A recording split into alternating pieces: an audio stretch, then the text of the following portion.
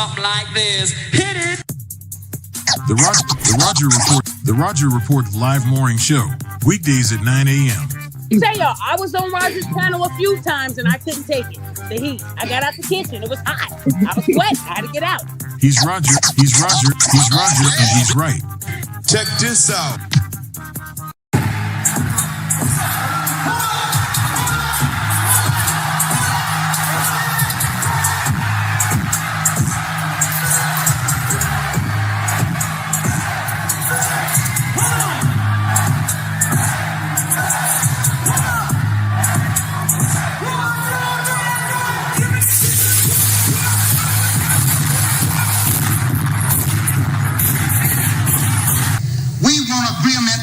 We can live or die. You choose. I have spoken to you a lot of times in hatred and anger, and you have not heard me. Well, you had better hear me today. If you won't listen to me when I make an appeal for the Negroes because you have no concern for the Negroes, listen to me when I make an appeal for America. You claim you love America. Well, we love America. But you are driving us back and you are making a Samson out of us, and we are going to pull down the pillars. And then you think we have no right to ask for something?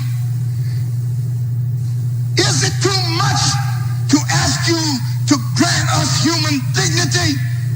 Should we be put down and shot to death for this request? If so, you can aim your guns. What the hell do you think we care about dying if you're going to deny us the right to live?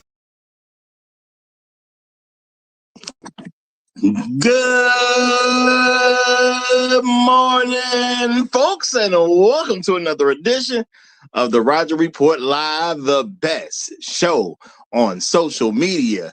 If you are new to the channel, go ahead and take a moment out to hit that like button, because this is where you're going to find the best content on social media, and you don't have to worry about it because you're going to have me right here to make sure that happens. And if you've already been coming to the channel for a while, then go ahead and hit that like button, because you already know what time it is, and you know that this is where you're going to get the best content on social media. It's not a mystery to you at this point. You've seen other people do it. You've even seen people do it well. But what you have not seen is anyone do it quite the way I do it. So make sure you hit that like button. And everyone, yes, everyone, take a moment out to share the content, y'all. There are so many people who need to get great content like this, and it's just a small thing you can do to help the world be a better place. And isn't that what we want at the end of the day? Don't we want the world to be a better place? Of course we do. So share the content out. Share it through your social media. Share it through word of mouth, or even text someone's phone. But do what you got to do to help spread the word. All right, folks, we are back. We got another interesting episode that I cooked up for us this morning. Y'all, we are going to be dealing with something that people may not like all that well. I'm just going to keep it real. You may not like it all that well. I think a lot of folks gonna like it a whole lot. I think it may be a small contingent of people who may not appreciate it. Now, it is not made to offend. It's made to deal with what needs to be dealt with. Y'all, we are going to be looking at trading Black women in for a younger model. Okay? Trading Black women in for a younger model. Now, before we get too heavy into this, I want to say, first of all, shout out to all the people who give me views on a regular basis that make up the fam around here. Appreciate you big time. Appreciate you big time. Shout out to the people who leave comments after the stream. That does help with the algorithm. So shout out to each and every one of you. Shout out to the people who actually take the time out to hype me up. Y'all hype me up. You know what I'm saying? I know you can only do it so much, but you got to give me at least one a week. I'm saying if you're real about it. If it's real, you got to hype me up at least once a week, just to show it's real. And shout out to everybody who does hit that like button. I appreciate you big time. Appreciate you big time. And shout out to the people who go above and beyond the call of duty. We had a Cash App coming yesterday I didn't see who it was. You know what? I did see who it was. And I apologize because I didn't see it when I saw it. It was from the Great Black Reset, y'all. Talking all that jail stuff. And that man sent me a $10 cash app in talking about canteen money. So I don't know how to take that one, man. But that's my favorite hater, so it's okay. That's my favorite hater, so it's okay. But he sent me something in saying canteen money. Like I'm supposed to go to jail or something. Okay. No, player. No, not at all. Not at all. You know, we gotta learn how to push things in the right direction. And sometimes, unfortunately, for other people, it can get a little ugly sometimes. You can get a little ugly. But we move it on to a more beautiful type of thing today. We're moving on to a more beautiful type of thing. But y'all know how it goes around these parts. There can only be one. And that one today, what we like to call the Highlander of today's stream, my main man. I'm listening. First one in the building. Glad to see you here, my brother. Glad to see you here. Making it happen. And if you ain't got you a Highlander, what's wrong with you? What's wrong? You're supposed to have several Highlanders. What's wrong with you? Shout out coming in right behind my main man. I'm listening. Trill Bentley representing as he always does. Shout out to you, Trill. Shout out to you. Hashtag long live habitual line steppers. Hashtag Negroes in the wilderness. Hashtag dignity over vagina. Hashtag Al Gore's babies. Hashtag hey Hydra. Shout out to you, brother. Shout out to you. We got Chief. We hail at the cool table this morning. Glad to see you. Glad to see you. We got the Great Black Reset. The sponsor of the stream is in the building. Good to see you, brother. Good to see you. Floyd Thompson is in the house. Yay, yay. Glad to have you. Inspired Truth Broadcast is checking in. Great to see you, brother. Great to see you. Nice sometimes is in the house. Glad to see you, brother. He said he out for his 5-mile run. Glad to hear that. Glad to hear that. Let's keep the health up, y'all. Let's keep the health up. Shout out to Afro Merchant. What's good, my brother? What's good? Glad to see you. Emerald Edge 72 is in the house. What's good? What's good? And we got Music Man 1982 in the building. Great to see you. Great to see you. Shout out to 79 Kaliakate. What's good, my brother? Glad to have you, brother. Glad to have you, y'all. And I'm going to talk about something very interesting, if you ask me, because you got a lot of female content creators that say a lot of stuff. Now, some of it just be plain nonsense. Let's just keep it real. Some of them is trying to get certain agendas done. Some of them is dry begging. A lot of different things go on. But when you start casting a negative reputation on black men, well, you know, it's black men. We have a right to do something about this negative stuff that's being said. And I am, you know, on a day like today, I'm thinking maybe as black men, we should put a little bit more time into one of the lies that they like to tell. Okay. You know, sometimes we got to put a little something into what they like to tell. Now, as y'all know, there's many black women who say that black men use black women for struggle love. Okay. They like to say things like, you know, black men will get it together and then all of a sudden they want some white woman. Okay. Let a black man come into some money. He got to go trade up for a white woman. Okay. You know, they have an issue with brothers dating younger women, but don't want to be the younger women that brothers should date. Let's keep it real, y'all. See, this is a thing. This is a thing. What do you do when you're told as a man you're supposed to have it all together before you even go out into the dating market? See, black women would tell you stuff like that. You're supposed to have it all together before you go into the dating market. Okay. Now, if I'm a person who's very susceptible to listen to what women tell me, and let's keep it real, a lot of black men are, and it's you ain't got to be ashamed of it. We just got to, you know, slowly change it. Okay. Or we can quickly change it. That's even better. But we don't have to act like that ain't the truth. But, you know, black women say, well, y'all supposed to have it all together before you even go into the date market. Okay, have it all together. Okay, basically, she's basically saying you're supposed to already be in a position to not need her for anything. Cool. Now, some people may say, well, no, that ain't what they really mean. Well, no, let's keep it real now. Let's keep it real. Okay, let's keep it real. Don't they say we supposed to fight and have competition and struggle to get their quote unquote presence? Because when you ask a woman, if I have X, Y, and Z to give you, what does she say she has to, for some type of reciprocity? What does she have to offer you? She says things like beauty. Some of them nowadays say femininity. Okay. So you got to have it all the way together so you don't need them for nothing. So they can come in and give you nothing. Okay. Because you're not giving somebody your beauty. No. You keep your beauty to yourself. You're not giving it away.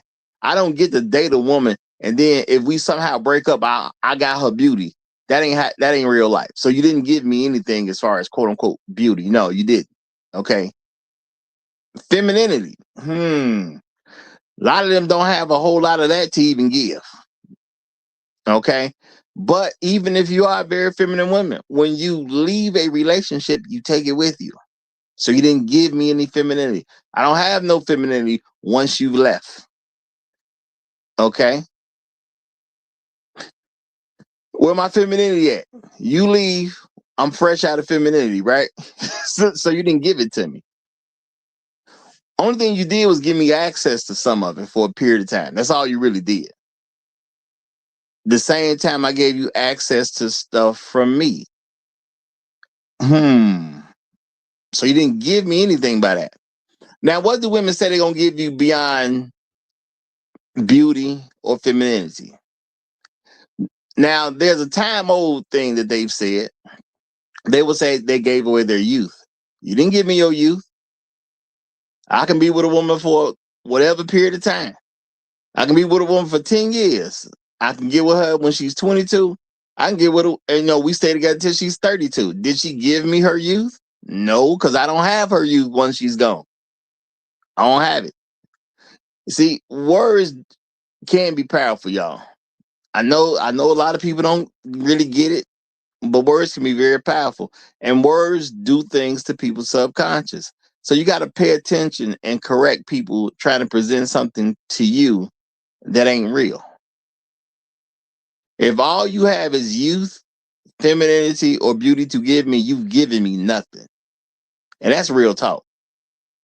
Okay? Now, do I like having access to somebody who has youth? Sure. Do I like having access to someone who has femininity? Absolutely. Do I like having access to someone who has beauty? Yeah, but you ain't gave it to me. So you can any woman trying to sell me that, she gonna get frustrated. That's all she really gonna get, because she ain't gonna sell it. She'll get frustrated.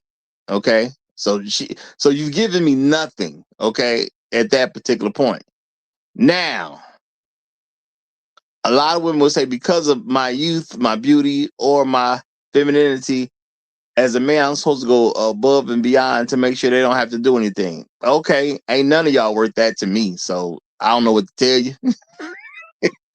If that's worth it to any man, cool. But ain't none of them worth that to me. Okay? None of them. Not a single one of them.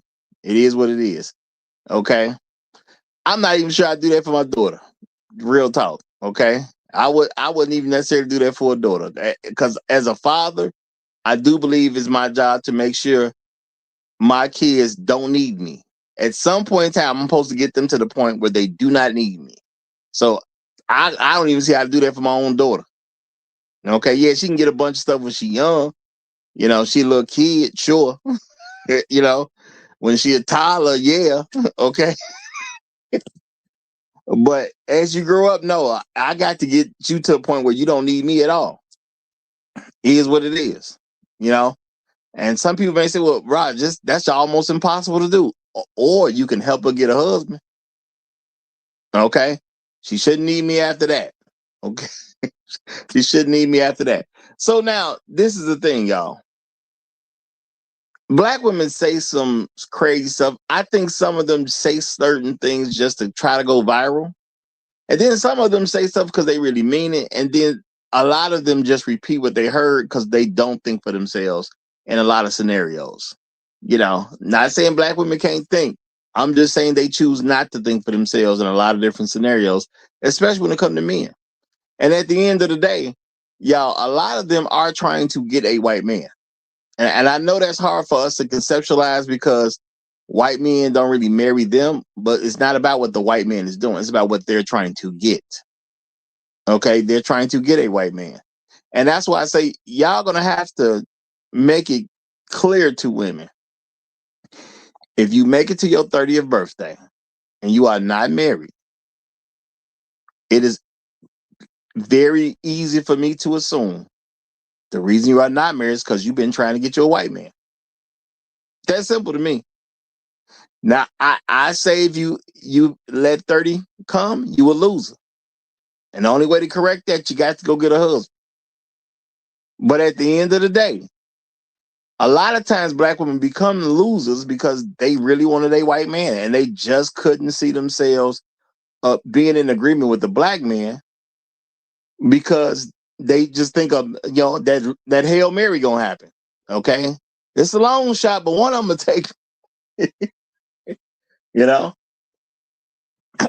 Now I know that isn't the most realistic goal, but see, black women love to deal in something that is possible rather than something that's probable. And at the end of the day, we got to accept that's who they are. They like to deal with the, almost closer to the impossible happening than something that's probably going to happen. And I'm not saying they're not allowed to think that way, but I do get to make measurements about you because you think that way. It is what it is. Now, women will say things like struggle love. Okay. Okay. Struggle love. All right. All right. Well, okay. Well, see, black women are saying that they don't want struggle love from black men. But they also say when you're young, you broke and you ain't worth nothing because you ain't got nothing. Now I'm just trying to think about this, y'all.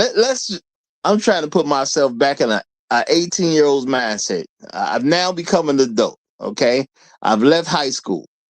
Now I have these options in front of me of what I'm supposed to do as a man. I can either go to college or some form of trade school to further my education. Okay, I can go to the military. I can go get a job. Okay, I can go start a business.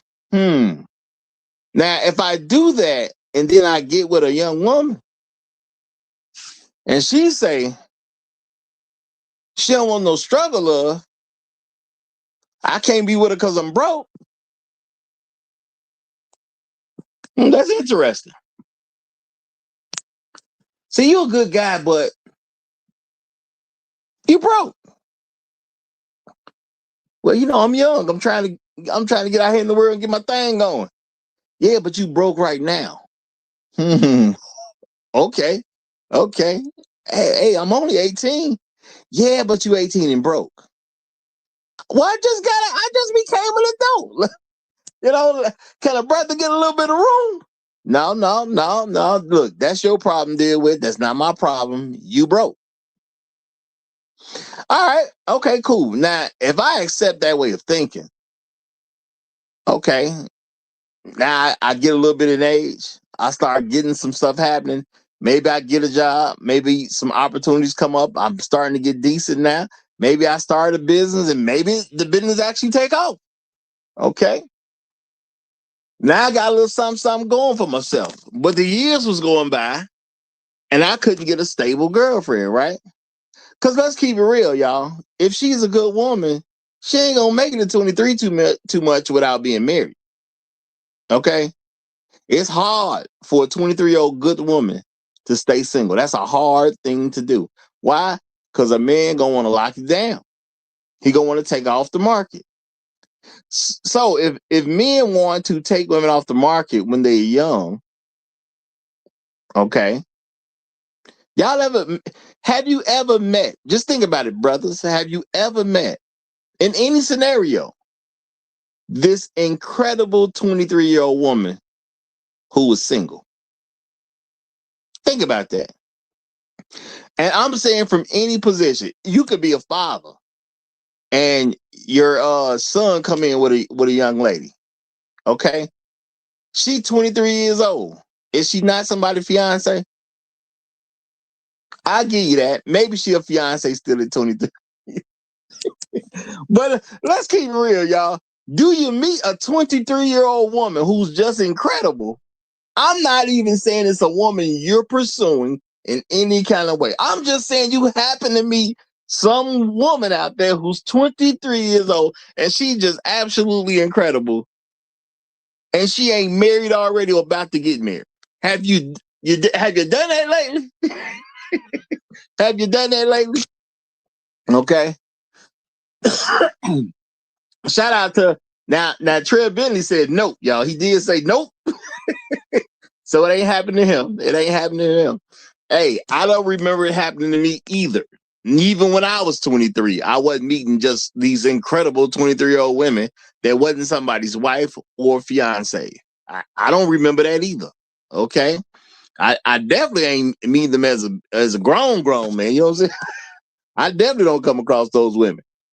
Now, shout out to Trev Bentley. He said, Roger, you say all the time that at 18, it is your responsibility to know what you need to know as an adult. Well, women say that you're responsible for having all the money you need for her. And you know what? That's fair. That's fair. So now the whole thing is, well, how much do I need? Because if I need too much, guess what I got to do for you as a woman? I got to leave you out there with nothing. Okay. You know, I'm pretty sure y'all know about something versus nothing. Okay. Well, I got something to offer you. You don't want what I got to offer? You get nothing. I'm good with you having nothing. It don't bother me that you have nothing. Okay. If nothing is where you want to be, I'm 100% cool with that. Now, this is the thing. As a young man, I'm not saying you can't build with a woman. Okay. If you meet a great, incredible young lady, as a young man, I do think you should marry her, take her off the market. And I do think we as men, as fathers, uncles, grandfathers, we got to coach men to doing right by the young lady who is incredible, because we already know how the market gonna go. If she's all that, she won't be on the market long. Okay? If she's all that, she ain't gonna be on the market long.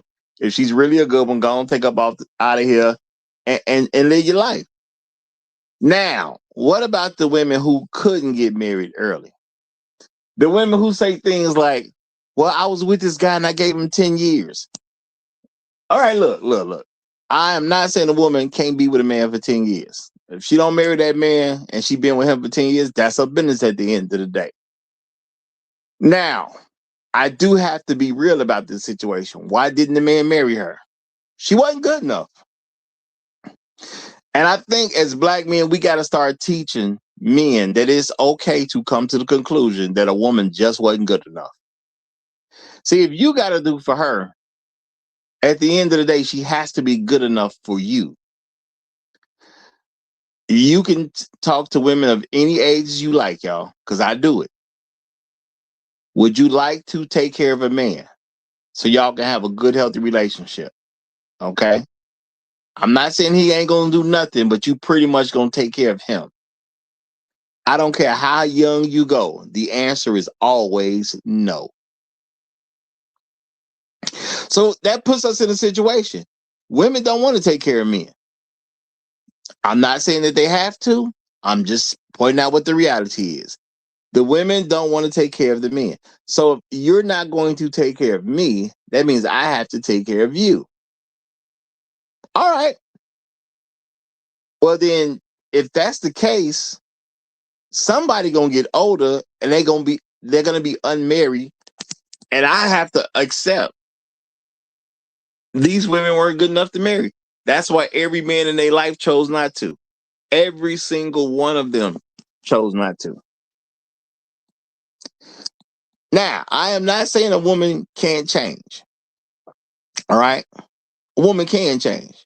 I think if she changes, it will be recognized. The issue is most of them ain't. Just is what it is. Most of them will not change. And I understand we as black men, we like black women. Now, I'm not saying don't mess with any other kind of woman. I'm not saying that. Because you got to think about it as a man, as you're trying to build your life up and get your stuff, get your piece of the pie. Okay, you could have been married the whole time.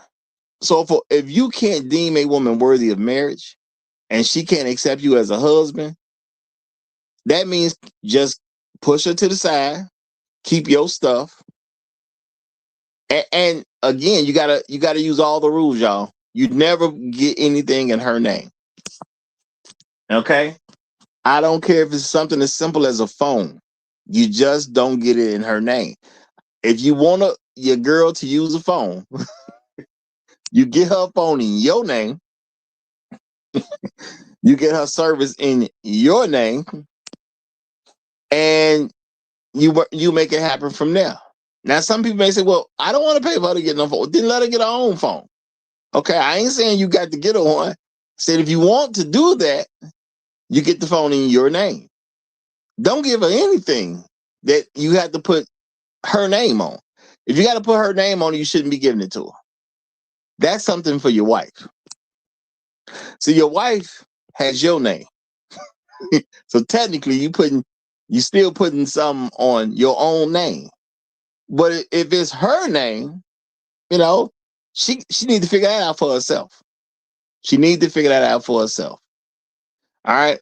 I have said in the past, I have learned the smartest thing for men to do is only give women stuff that they don't care about if they come to a separation. Anything that matters should happen in the marriage. Okay? Anything that is worth her having should happen in a marriage. See, if you give something to your wife, I ain't got to look at you sideways. But see, there's some men, they'll be with a woman for a period of time. They might be like, well, yeah, we've been together 8 years. I'm going to buy her a car. Now, I understand you love her. I get it. But you don't like her like that because you ain't married her. It don't take a long time to figure out if a woman's worthy of marriage or not. That don't take no long time. You figured that out pretty much in the first year. Okay, let's be real. You knew if she looked good enough to marry the first day you saw her. So why didn't you marry that woman? Well, if you would have been with a woman for 3, 4, 5, 6, 7 years, and I ain't trying to crap on nobody's situation because I don't know what people's personal situation is, you're doing that because you don't find her worthy of marriage. It's that simple at the end of the day. Okay? Now, you can accept that that's reality. You cannot accept that's reality, but it is reality. You don't trust her like that. You don't rock with her like that. She ain't good enough. It is what it is. So why give a woman that you've already deemed is not good enough something in her own name? If you don't like her like that, she needs to get it for herself. Let her put it in her own name. And if she mad at you for not giving it to her, then you need to learn how to tell her to step her game up. Baby, if I thought you was worth it, I'd do it. See, women come up with all these little sayings to try to, tear men down. We can't stop them from doing. They're going to do what they want to do. Okay? I've heard this saying, if he wanted to, he would. I'm not going to even say that's bad because I don't want to. Okay? You're right. If I wanted to, I would. With you, I don't want to. Now, I know that was made to be like a shaming thing toward men or to try to say a man is broke or something like, no, be real with women. No, I don't want to. I just don't think you're worth it. And a lot of times they do it in this way where they're trying to shame you about having money. Look, tell a woman you ain't worth overtime. Ain't nothing wrong with that, y'all. You ain't worth overtime. Look, man, I got a decent job over here. I get my 40 hours in. I make some good money. Okay, I'm living a pretty decent life. You want me to do all this extra stuff that I don't even want to do? Now let's keep it real. If you was worthy of it, I'd do overtime so I could get that. You ain't worthy of that. Okay? It is what it is. Some people would say, well, you need to have your own. Well, I could start my own business, but the struggle to start my own business to provide for you, I don't think it's worth it. It just ain't worth it. Why go through the stress of starting a business and trying to get that off the ground and make it happen right so I can give you the rewards of that? You're not worth that. Look, I ain't never saying a man shouldn't try to get more if that's what he want to get. But I'm definitely not going to tell a man to do a bunch more for some woman that ain't worth it. See, we as men, we going to do what we want to do. Okay? And women going to have to accept where we at. If they don't like where we at, who cares? If they're not going to take care of you, why is her opinion that big a deal? Now, I definitely understand a man considering his wife's opinion. Not that he gonna necessarily agree with it all the time, but I understand it. But if you ain't gonna marry her, why is her opinion that big a deal? That's all I'm saying. Now, I would never tell a man, hey, just don't be with no woman, because that's crazy. All I'm saying is look at what you chose and look at what you think of her, and why feel shame for your conclusions for a woman who ain't finna do for you what you willing to do for her. It just don't make sense to me. Okay? Now shout out to Trail Benny. He say, not worth Uber on the side. No after work door dashing. Hey, you know what? Real talk. Those are things people could do to earn more money. But your woman needs to be worth it. And if your woman's not worth it, I think you're doing her a favor by letting her know she's not worth it. You know, if you want them new shoes, baby, you got to step your game up. I'm going to need you to do X, Y, and Z, and I'll go get you those new shoes. Because women like a lot of stuff simply because it's expensive.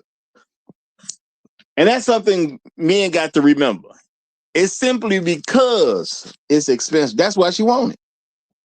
Now, I don't know the price of it, but, you know, you got these shoes called, you know, with the red bottom. I don't even know if they actually call red bottoms.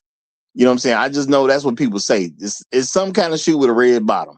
I don't think they're called red bottoms, but they could be called red bottoms. I don't know. Don't actually care. I ain't got nobody I plan on getting any red bottoms for anytime soon. So I don't actually care. But you want some red bottoms, right? Okay, cool. You with a young lady, she wants some red bottoms. What's she gonna do? So you'll go out and earn that extra money so she can have them red bottoms. You know? It is what it is on that note. What you gonna do to earn these red bottoms? Now, the thing is, as a man, you need to have a list. Now, if you sell yourself short on the list, don't be mad at the woman. I'm gonna say that, y'all. If you sell yourself short on your list, don't be mad at the woman. Because there are men out there who will do some stuff because she gonna give you some. I figured out myself personally that when I get some from her, she gets some too. So take a little bit more than that to get some money. Okay, take a little bit more than that. But at the end of the day, you're a man. You got to require what you want to require. Okay, you got to require what you want to require. If you sell yourself short, don't be mad at her. She doing what you said she had to do. Now, this is the thing. A lot of women ain't going to do what you say. And a lot of black men, because you don't listen to your mama too much, you're trying to, quote unquote, conquer a woman, which you don't need to do. You're going to do what I want you to do, or I just replace you.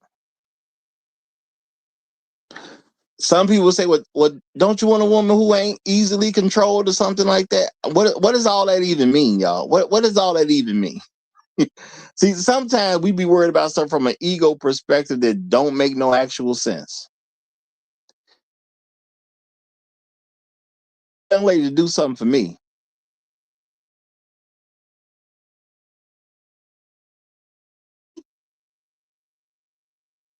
Now I get it. Some of y'all been told, well, you got to do this and do that. You know, you got to do this here. You got to present yourself in this right way. You got to have this masculine frame, and she's just gonna want to do X, Y, and Z. Okay, look, even for guys who believe in some of the nonsense that's put out there, look, if you ask her to do something and she don't want to do it, why do you accept that you're not masculine enough to get her to do it, but you also don't accept that you need to leave her alone? Okay, see, you can fall into there's a problem with my masculinity, because that's what some guys will even tell you, because they're trying to sell hopes and dreams about stuff that don't make no sense. If I'm not masculine enough, quote unquote, to get her to do what I tell her to do, then shouldn't I be trading her in for somebody else anyway? Or am I supposed to try to, quote unquote, become masculine enough so a woman who won't listen to me gonna start listening? That don't even make sense, man. That don't even make sense. You do not get to control somebody else's perspective of you. The only thing you can control of yours is your perspective of somebody else, but you do not get to control their perspective of you. Now, you can do stuff that may help you in somebody else's perspective, but you don't get to control their perspective. You can work out.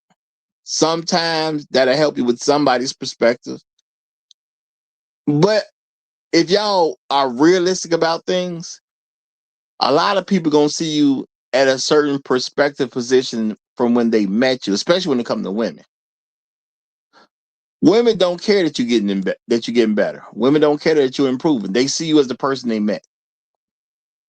That's the average woman, y'all. She sees you as the person she met. Now, there's a few women out there who can actually see your growth. She can respect your growth as a person.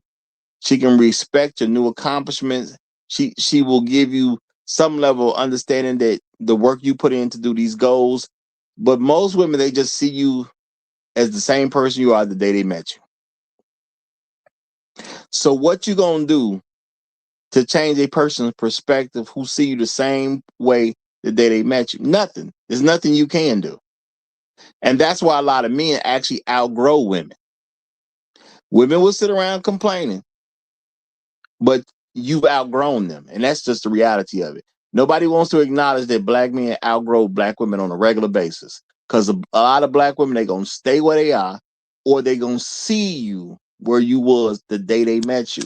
Now, if you with a woman that's 7 years done passed and she's still seeing you as the same guy she met 7 years ago, see, if you put in too much growth, conflict happens, because she don't see you as this guy 7 years down the line.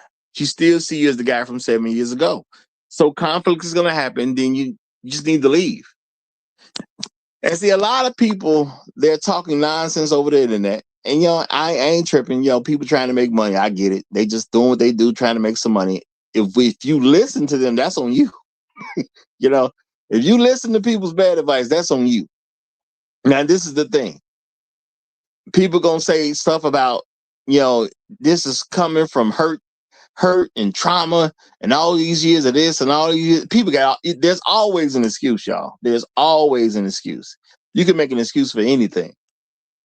But a lot of people don't want to deal with the fact that they got with somebody, the brother just outgrew her. And she's sitting there talking about, he left me for a white girl. No, it wasn't that he left you for a white girl. He outgrew you. So he found a woman that's better suited for the position that he's in. Now, I tell you this about white girls. White girls have been a little bit better trained to find potential and to hold on to somebody moving in the right direction. So even when black women try to shame me and say, y'all try to get your game up and then you want to go get a white girl in. No. A lot of y'all just ain't suited for no black man that's doing something. It's that simple at the end of the day. A lot of black men cannot accept, because we've been talked to by women so much, that I've just simply outgrown her. It is what it is. And it's okay. If she really wanted you, if she was really down like that, she would have done what it took to grow with you. And we as men, we think of stuff in terms of everything's our responsibility. No, it's not my responsibility to get some woman to grow with me. That ain't my responsibility. I met you. I'm doing what I'm doing. See, sometimes in relationships, y'all, we actually switch. We switch on things. Okay, we switch. You might have been with a woman for 10 years. Okay, let's say when you met that woman, what were you doing at that particular time? Okay, you was a college student sometime, and that's some level of comfortability for a woman because you ain't really out in the world doing much yet because you're still in college. But over the years, you've graduated. You've gotten different jobs. You got something in your career field. Your career starting to take off. You have growth going on. She ain't cool with that. It is what it is. That's not your fault.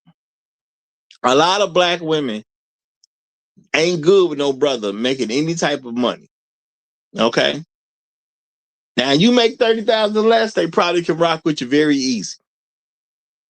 But if we look at numbers, I don't, if you really think about it, when brothers make $30,000 a year or more, if she black, she probably gonna struggle a little bit more to even be with you.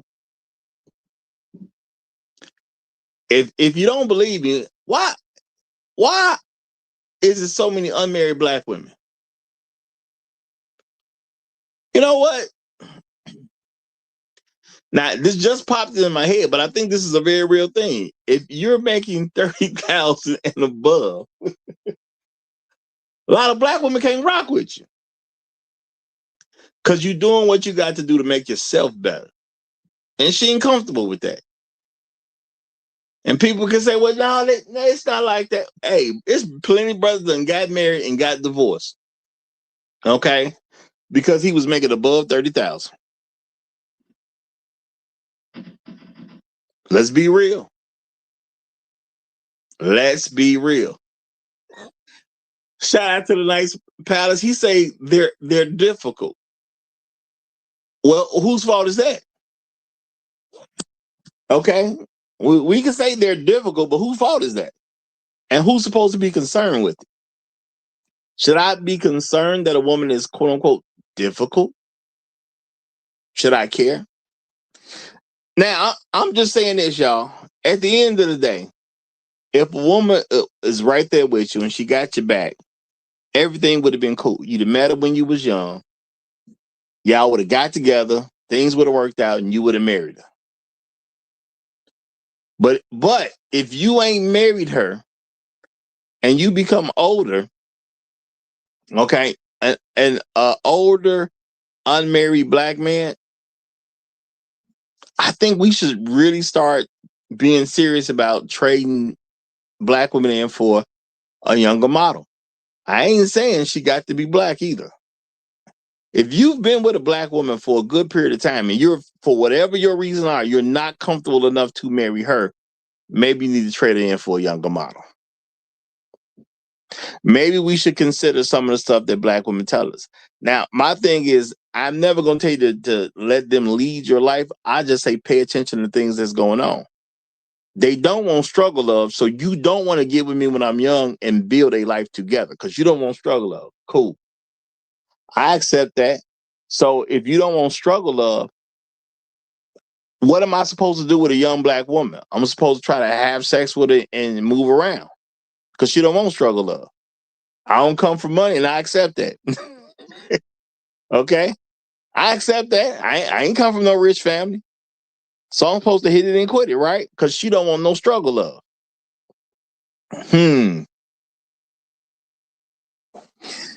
Now, my thing is this. I can't do the two things with you as a woman. Either you could be somebody I'm trying to marry or you could be somebody I'm not trying to marry. What other category is there? So if I'm trying to rock with you and you can't make me comfortable enough to propose, we got a problem. All right. And y'all, don't just take this information and keep it to yourself. Definitely spread it amongst the youth. Put yourself back when you was 19, 20, 21, 22. All right. Understand the world these folks are in now. All right. A lot of people think social media changed up stuff a lot. I'm just gonna say social media exposed more stuff to more people. Okay. But people been running these plays. People been running these plays. Okay. Now social media creates a new and different way to run certain plays. I definitely will say that. Okay. And you can run the same plays with bigger money now, even more fame now, but the plays are still being ran. Same plays are still being ran. So at the end of the day, y'all, if I'm with a woman that I can't feel comfortable enough marrying, okay, what am I supposed to trade her in? See, women say this stuff that black men ain't really even doing, but I think we need to actually start considering doing some of the wild stuff they say.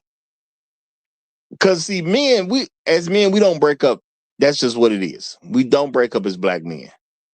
The average black man has never broken up with a woman in his life. That probably needs to change.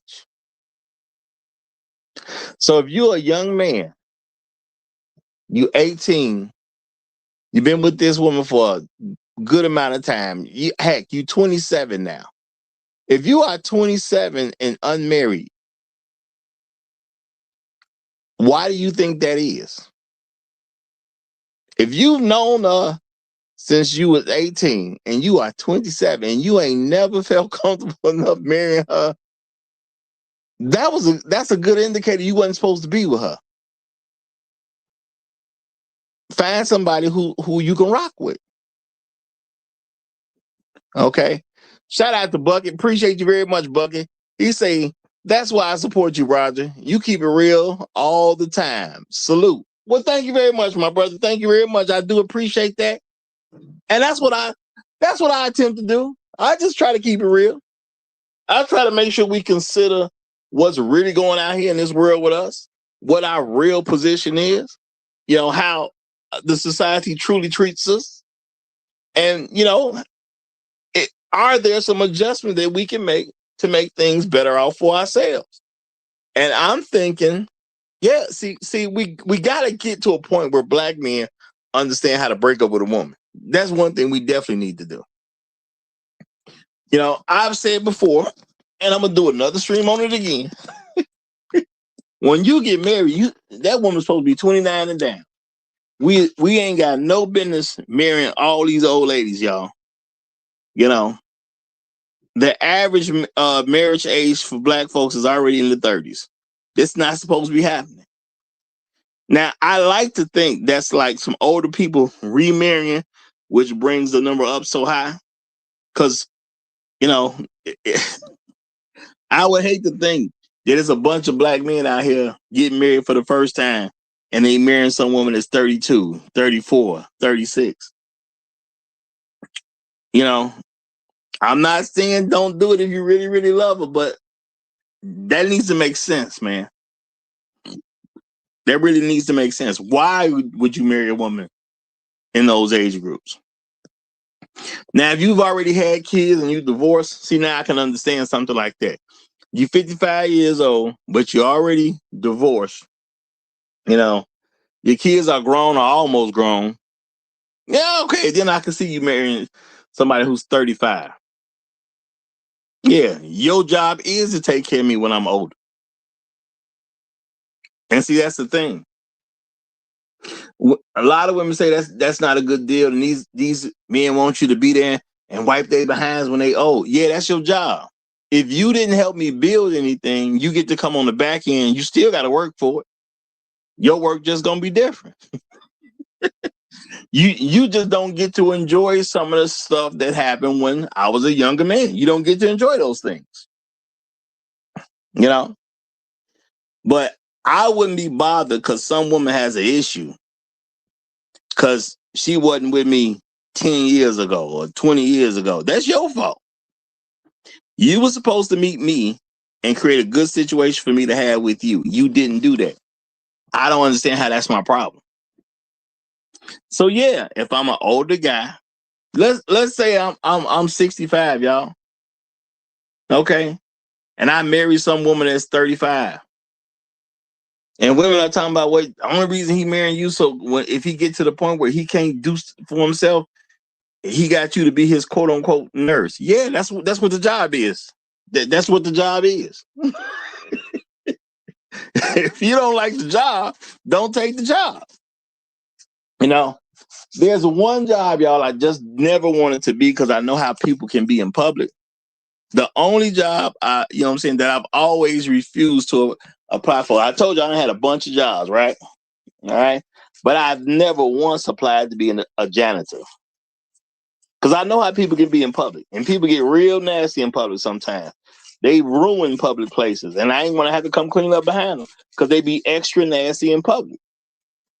It just is what it is. They be extra nasty in public. So I've never applied to be a janitor. Now, don't trip. I'm not saying being a janitor is bad. You know, I've had friends that are janitors, make good money. They love it. You know? But I don't trust these people in the street like that. Too much way nasty stuff they do. And I don't want to take on the responsibility of dealing with it after they get real nasty. So I just ain't never applied to be a janitor. Now, there are some places where janitors get paid good amount of money. I didn't trip that I don't get to spend the janitor's check either. See, that's the thing. I don't trip. I'm not a janitor. I don't get to spend a janitor's check. I'm not a rocket scientist. I don't get to spend a rocket scientist's check either. So it is what it is. I deal with what I got to deal with. So my thing is, as a black man, if I'm with this young lady who won't get along with me enough so I can even marry this woman, I don't even propose to this woman. We've been together 7 years. I probably need to trade her in. And for me, y'all, that's a long time. Because I don't understand why to be with a woman for 2 years and you ain't married. I don't even understand that. And I'm just telling y'all straight up. And I know some people gonna say, well, Roger, you don't know these women. You know, if it's that short, you know, she may flip out, she may ask for a divorce. All that stuff can be true. But because of the society we live in, if you live in American society, a woman can do that no matter how many years you've been with. You know. Shout out to that young brother. He's not American. He might be from the UK. I think they refer to him as Cobby Lane. He's a young man that makes videos where he never says anything. I'm pretty sure a lot of y'all saw that last Bad Boys movie where he was in that movie and didn't say a word. But the gentleman make a lot of money on social media. Y'all, he's been doing stuff for a long time. He makes a lot of money on social media. And he married some woman. And to my understanding, the woman had some money. She was, you know, she was good. I don't know how true it is. I heard the net worth might be like, maybe it was around 30, 40 or something. And maybe his net worth was around like 200 million or something like that. Well, she married the young man. Okay. And she might have even been a white girl. She married the young man. They was together for a short period of time. I don't even think they was married 5 years. She asked for a divorce and wanted half his stuff. Okay. And they went through his records to see what he got. The man didn't have anything because he was putting everything in his father's name. Now I'm going to say shout out to that young man. He was putting stuff in his father's name. Now that's the way to go. You know, there's been a few guys out there before who put stuff in their mama name. And, you know, if you only got a mama, that's one thing, but it sounds way better to me when you put it in your father's name. Okay, so shout out to that young brother for doing that. Now, I don't know if he's going to hit up for spousal support. He probably won't, because a lot of black men ain't going to do that. Even though he's a guy from a different country, I just believe he's probably not going to hit up for spousal support. But I'm going to tell y'all about me, okay? I'm going to tell you about me. Sometimes, yes, I think you got to do stuff to teach people a lesson. And if you marry me to divorce me, you playing with my life. So if I was in that same situation where I'm an extremely successful man, you want to divorce me after a short period of time and everything's in my father's name? Now, and I'm going to say I personally like that idea. I personally like that. And see, it's all about what kind of father you got. Now, my father, I know I can put it in his name, and I ain't got nothing to worry about. I ain't got nothing to worry about if I put it in my dad's name, okay? And you know why I wouldn't worry about it, y'all? Because some people say, well, you know, even as your father, he might do X, Y, and Z. Or, you know, what if he gives something to your brothers or your sisters? Well, they're his children. He can do what he wants. You know why I wouldn't care? Because they're my brothers and sisters. I would have did something for them anyway. So that's why I really wouldn't care. You know, I'm just being realistic. You know, I get to certain levels of wealth. It ain't like my family gonna have to work and I got to certain levels of wealth. That's just not me. I'm not gonna keep all that simply for myself. I'm gonna spread it around the family in certain kind of ways. Okay. And sometimes you just in a plug position. You know what I'm saying? My sisters, though, that's a plug position. You my sister. So well, all my brothers and sisters can come to work for me. And they don't have to check in for real. It is what it is. That's just being in a plug position. All right. But it depends on how much wealth you're talking about. But, you know, we're talking about hundreds of millions of dollars. So that's different when you get to hundreds of millions of dollars. Different type of wealth. But the woman wanted to eat off him without him being in the picture. See, I'm not worried about a woman trying to eat off me. I would have a concern about a woman who's trying to eat off me without me being in the picture, though. And that's what happened to him. She filed for divorce, you know? And unfortunately for her, once they checked the records, they was like, this dude ain't got nothing. She like, no. This guy been a social media star for a long time. Yeah, and that had to be a heck of a conversation, y'all. To come back, you're a woman with your own money, right? So you got your lawyers or whatever. you you pay the lawyers that you know and trust to help you get this deal done. We gonna divorce this dude. He just a nigga anyway. And I'm saying that because I heard the wife could have been a white woman. It could have been a white woman. You know, we gonna divorce this nigga anyway. You know, you check him out. I want half his stuff. I want half of all of it. All of it. Okay. And these are lawyers you done known a good 5, 7, 10 years or whatever. Because they say she got money too now. And your lawyer's coming back like he don't own nothing. What? Yes, ma'am, we checked him out. He ain't worth nothing. He's a social media star. He's been a star for decades. He's got plenty. Ma'am, he don't own nothing. Okay. What do you mean he doesn't own anything? He does this, that, and that. Well, yeah, we checked into all that stuff. All that is owned by his father. Boy, that's got to be salty right there. That's got to be a heck of a meat. I know he has. He got this restaurant over here. We done ate at it before. And I don't know what he actually owns. He got this movie theater over here. I've been to the movies with him. Yeah. All that's his dad's stuff. All of that is his dad's stuff. What does his dad do? Well, his dad seems to have a social media empire. As far as we can tell, his dad seems to have a social media empire. And then he's bought different businesses because of the money he's been able to generate. And you know what, y'all? I feel bad that the guy had to go through that. You know what I'm saying? I mean, he does funny videos where he don't say anything. So I've seen a few of them or whatever. Funny guy. But I don't wish stuff like that on any black man, even if it's a brother from the UK or wherever he happens to be from. I think he's from the UK though. But see, the thing is, the woman he married was not the woman who was rocking with him. The woman he married is not the woman who was with him while he was building the empire. The woman he married is a Johnny come late, as they say. He's already super successful. He don't need her for squat. Him, quote unquote, hiding the money from her, because I know that's how people gonna take it.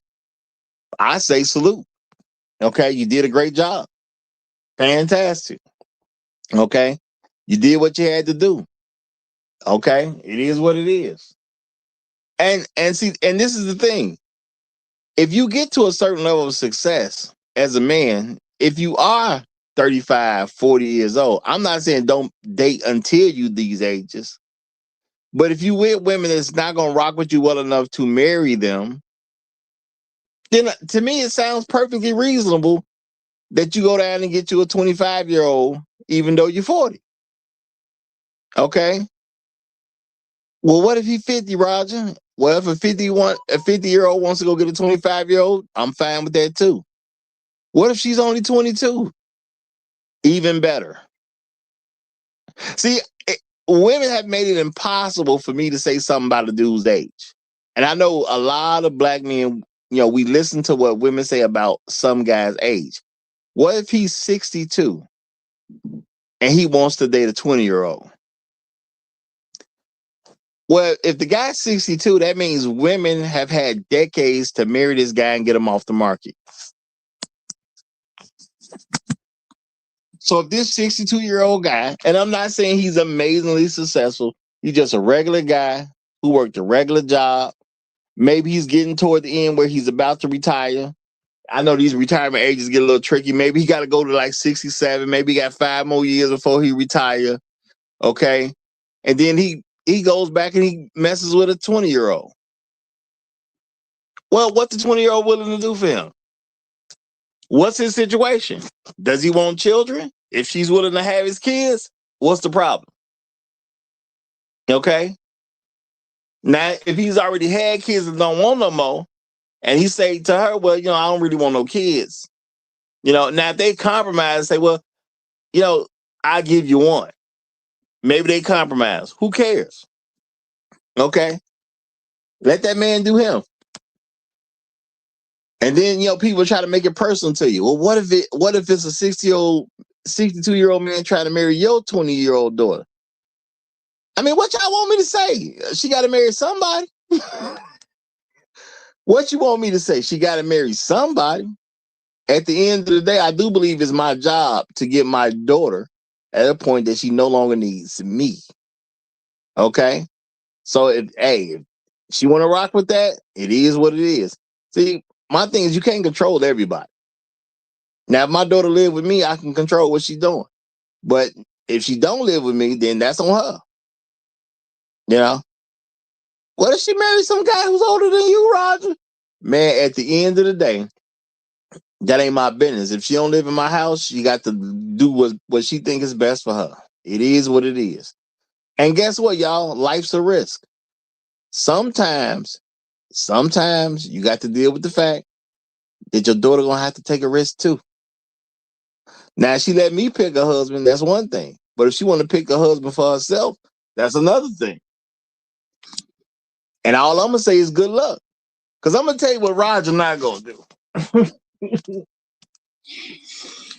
Roger ain't gonna kill himself trying to make sure my daughter is gonna be okay. Roger not gonna do that. I tell you that.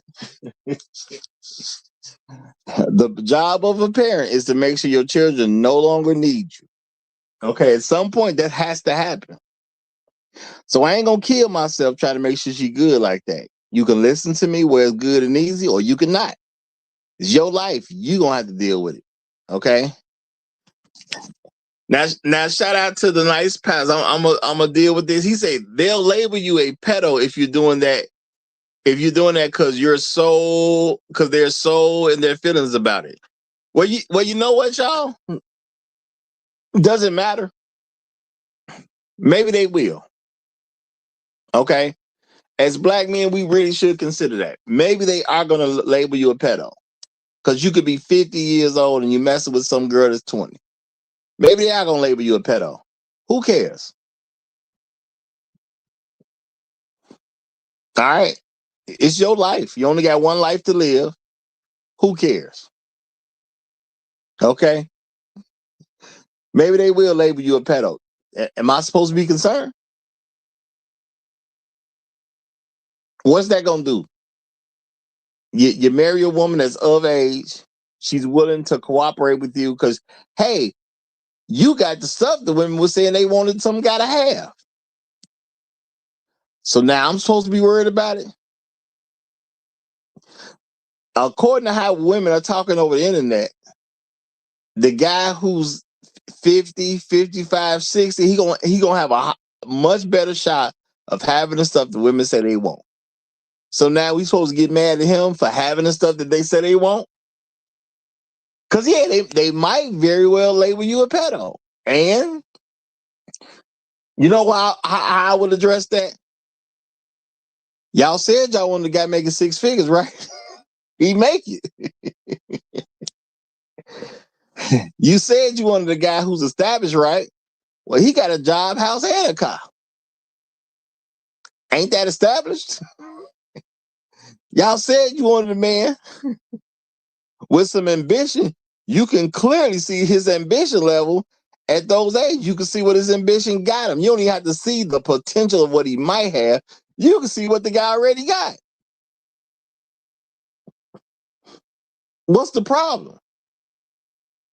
And if you get to these ages and you're an unmarried man, for whatever the reason is, if this is a divorce, because that could make somebody an unmarried person, you know what I'm saying? But if they put you on the market as an unmarried man through a divorce, hey, it is what it is. You know, you got a divorce, which means you back on the market for anybody 18 and over. Okay? I've had people ask me about age. I'll jokingly say anything from 18 to 81 is okay. You know, as long as you stay in the 18 to 81 age range, you'll be fine. But as a man, why is it not okay to think about stuff like that? Because the women want you to have all this stuff. Well, if you want to meet a man at the finish line, you got to meet him at the finish line on his terms. And see, as men, that's something we need to understand. If you are the finish line, so it's going to be your terms. Because again, it doesn't make a difference how young or how old she is. Women across all ages have no interest in taking care of men. Okay. Shout out to Trail Ben. He said, "What if she cute with a new? What if she cute with the new hip at 92?"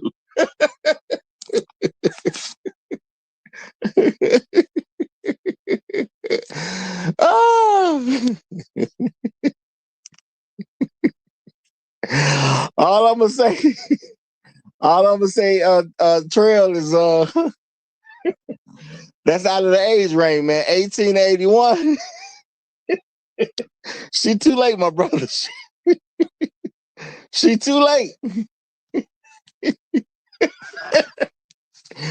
She might be cute, but she too late, man. That's all I can tell you, brothers. It's too late, you know? She got priorities at that point. She got some priorities she needs to be focused on. like where's she gonna be after she died? Okay, she got priorities. 1881 is all I can tell you about, y'all. I can't tell you about something that ain't that, yo. 1881, I can tell you. Okay. Once you hit 82, I ain't got a clue. Okay. Once you hit 82, I ain't got a clue. Okay.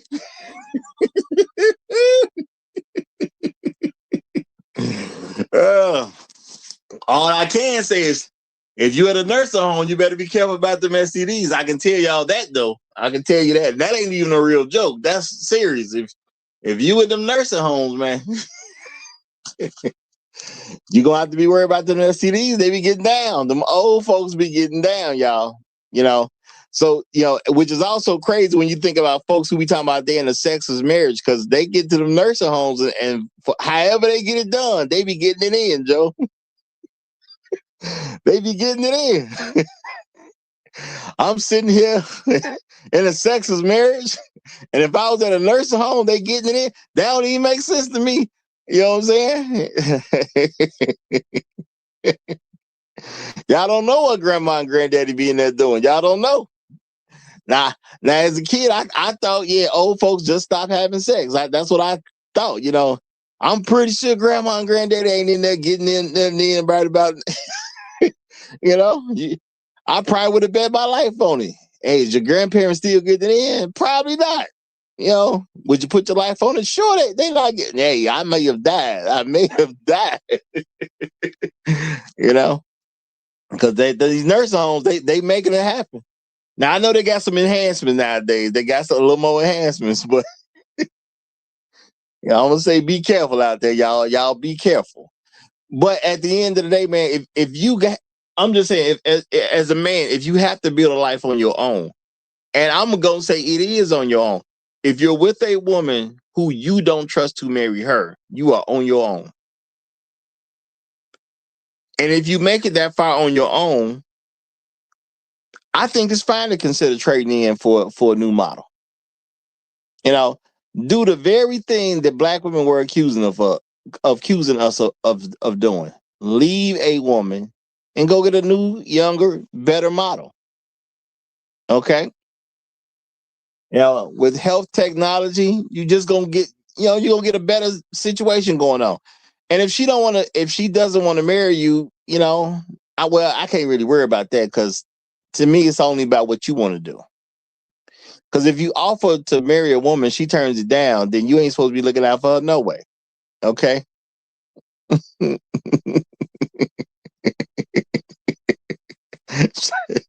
Shout out to the great Black Reese. Reese said, I got to read this one just because it's funny.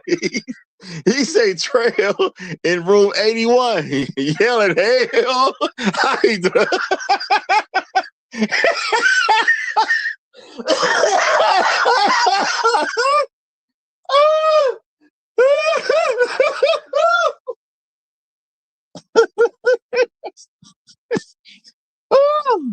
You got to make it do what it do, baby.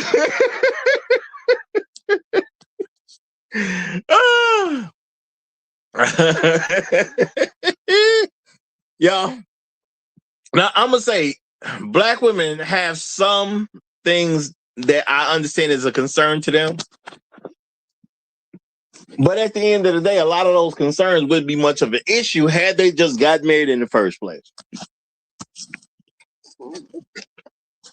Now, some women gonna say, well, we can't just marry anybody. I ain't saying you gotta marry just anybody. Marry the guy that you believe is right for you. Can't nobody else advise you. Marry the guy that you feel is right for you. But don't complain to me about him. Okay? I don't believe a black woman had a husband that wasn't a good husband. Okay? See, now what I can believe is black men was on some crazy stuff here or there. I don't think it's many of them, but I can believe that a black woman married a quote unquote crazy husband. I believe that. But I do also believe that she crazy too. Because I think only a crazy woman gonna marry a crazy man, which makes her a crazy wife and it makes him a crazy husband. So it makes sense to me. Some women gonna say, well, no, it's hard to trust these men. They'll do this and they'll even take out their wife. They'll kill her. Yeah, it's women that'll kill their husbands too. I mean, it is what it is. If you like a killer and you marry a killer and you get killed by a killer, I don't know what to tell you. What am I supposed to say? All right? Because let's keep it real, y'all. What are you talking about that's going to get a man who loves you to the point that he's willing to kill you? What are you doing in that relationship that'll make a man who loves you to death want to wish death upon you? What are you doing? Okay, what are you doing? What, what? See, now y'all blaming the women. No, that's not me blaming the women. I'm asking a very legitimate question. A man loves you to death. He's willing to die for you, but you got into the point where now he wants to put you in death. That's not a nothing. That is time and energy, years and years of doing whatever you can to antagonize this man. And he finally snapped. Okay, he finally snapped. And some people say, well, that's victim blaming. Now, what no victims? What are you talking about? Okay, when you sign up for certain stuff, you sign up for certain stuff. And when you sign up for it, you're not a victim. It is what it is. Okay?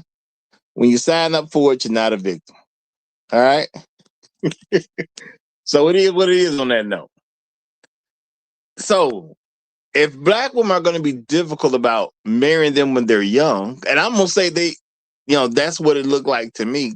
Because when I hear all this stuff about teaching young women that if he broke, don't pay no attention to him.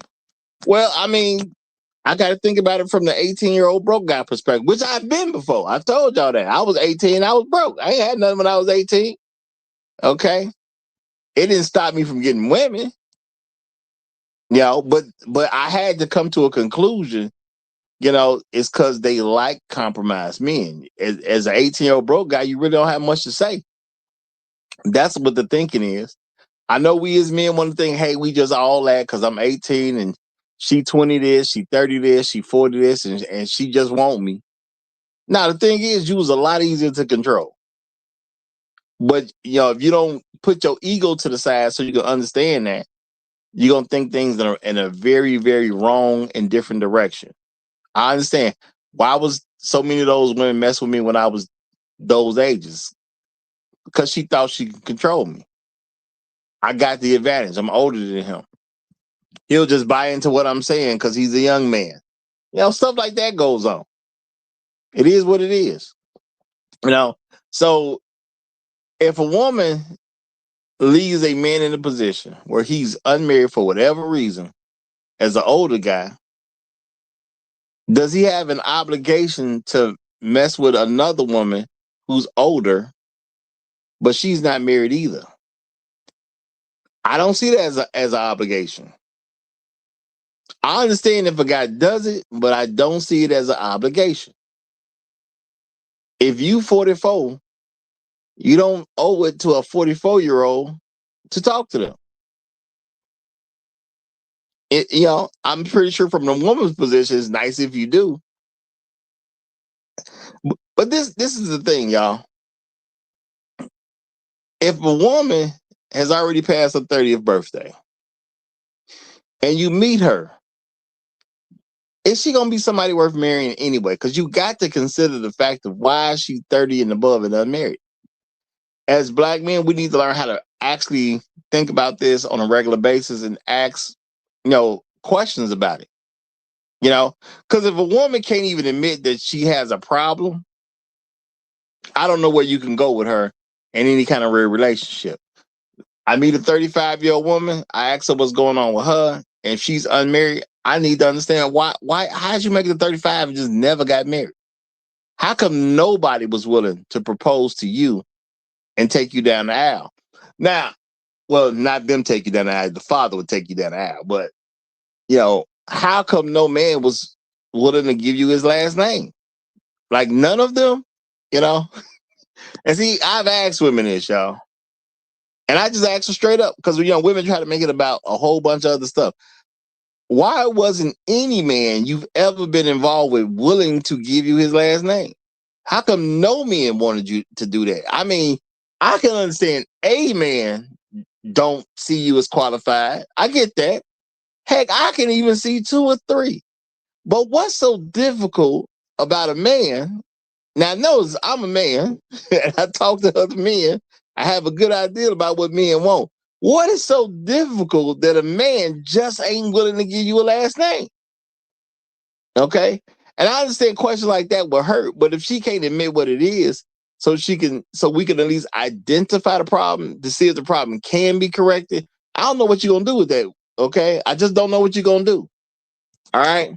Now shout out I mean, shout out to Trail Philly. He said, but she was proposed to at least 3 times, Roger. You know, that's what they say. That number 3 is a mythical number, man. That's all. When black women use it, it becomes a mythical number, you know. And I've had a few women tell me they've had at least 3 men propose to them, but none of them could seem to explain to me how come a man got comfortable enough to propose to you, but you didn't marry him. All the work it would take for a man to be comfortable even proposing. So you had 3 different men do this, but none of them actually married you. Now you want me to believe you're not crazy? Is that what you want me to believe? Well, no, it's not that. I just didn't see them right for marriage. So you was with them a long enough period of time for them to come to the conclusion that they want to marry you. Then went to a store, saved up money, bought a ring, and then planned some situation where he proposed to you with this nice new ring that he bought. And I'm not supposed to think you the problem? I mean, I understand the women ain't really thought about this, but as men, this is something we should think about. Y'all know how uncomfortable it is to propose to a woman. That's why you ain't did it too many times. Okay? You ain't did it that many times. All right. So 3 different guys got comfortable enough to propose to you, even though this is not something that is happening every day like that. This is not one of those things. So 3 different men got comfortable enough to propose to you, but you didn't think any of them was good enough, yet you gave them the amount of time of being with them and it not being good enough, and you was okay with that. See, that's where it don't make sense to me. As a woman, you can't tell me that you so dumb that you'll be with a man for, I don't care what number you say, 2, 3, 4, 5 years, and then the man actually proposes and you say no. You sound like an idiot to me. So why you give him quote unquote 5 years of your youth if he wasn't good enough to marry? Let's think about that, y'all. Why would she give him 5 years of her youth? You know, because y'all know how women say it. But she didn't think he was good enough to marry. You sound like let me hold fast. Let me just say you don't sound too bright. I'm just gonna say it like that. Okay. Now, who out here looking for dummies to marry? Let's think about that too, y'all. Who out here looking for dummies to marry? Yeah. Now, I pissed a group of women off a few times with these questions, y'all. I had them as a group, just, talking to them, trying to let them deal with the reality of the situation. Folks was getting pissed off. And I'm sitting there like, what you getting mad for? This was your situation. Didn't nobody make you do this? What you getting mad for? Okay? What you getting mad for? Okay? All right? Look, you was the one with the person. Okay? That was you. You the one gave up your quote unquote 5 years of youth, right? That man did his job. He said, because you are so precious to him, because you are so worthy to him, he went, got a ring, and actually proposed. What am I supposed to say bad about him? He did his job. He proposed. He saw you as good enough, and he made the move. So I can't blame him for nothing at this point. He actually proposed. You said no. You the person dumb enough to be with somebody for this extended period of time that you don't even believe is marriage material. If he looked bad in your eyes, Okay. But you look good in his eyes. It don't sound like he's slow. It don't sound like he's slow at all. Now you got to be slow. How do you give a guy 5 years, but you don't want to marry him? Now, what we supposed to do if he doesn't propose? He did his part. Took him a little long. You know, it took 5 years to do it, but he did it. You know? You know? Yeah, I just saw a clip of a person, I swear, just last night. Just last night. It was like a couple that was together for 22 years, right? And they was like, how long y'all been married? 2 years. It was something short like that. I don't know exactly. I don't remember exactly, no, but it was something real short, like 2 years. So they say, well, okay, well, why was you together that long and it take you that long to get married? Now he admitted, he said, man, I was out there and I was no good. It ain't on her. I was no good. You know what I'm saying? I'm out there well. So the man say he been with you for all this time. But all this time he with you, he poking some of everything. He had no shame in his game. He said, man, I was just out there wilding. Okay, so the guy was wilding, but you stayed with him. And then the guy that was wilding eventually said, I'm gonna marry you because I guess I'm done wilding in these streets, which he did actually say. He said, man, I'm done wilding in these streets. I can marry you now. I'm done wilding in the streets. I can marry. And see, this is the thing. As black men, we be feeling like black women have all these things being done wrong to them. And we buy into these stories like they're having real issues and they quote unquote, they're using this trauma word a lot now. They're being traumatized. A random dude in the crowd. Random dude in the crowd. Say, no, I've been married to her for a short period of time, even though we've been together 22 years. And when he was asked why it took so long, he said, because I was out in them streets. He was knocking them down, y'all. He was knocking them down. Now, she was there the whole time while he was out there knocking them down. This been his woman the whole time. This wasn't no, we make up to break up and then, I found them 10 years later. Or so. No, she was there the whole time. And we be thinking we supposed to keep these women. If I'm able to cheat on you for about 20 years, let's say we got together young. We got together at 20, right? We get together at 20, okay? Now I can cheat on you for 20 years and you don't go nowhere. All right? You don't go nowhere. All right? You loving me through it, right? You loving me through it. Now, after you have stayed around for 20 years, I am now 40 years old. I'm quote unquote settling down. Am I supposed to settle with the woman who accepted a man cheating on her for 20 years? I'm gonna ask you, does that make sense to y'all? Do I want to have children by a woman who got cheated on for 20 years and didn't do nothing? Do I want a woman to raise my daughter who got cheated on for 20 years and didn't do nothing? Okay? Is that what I want? Okay.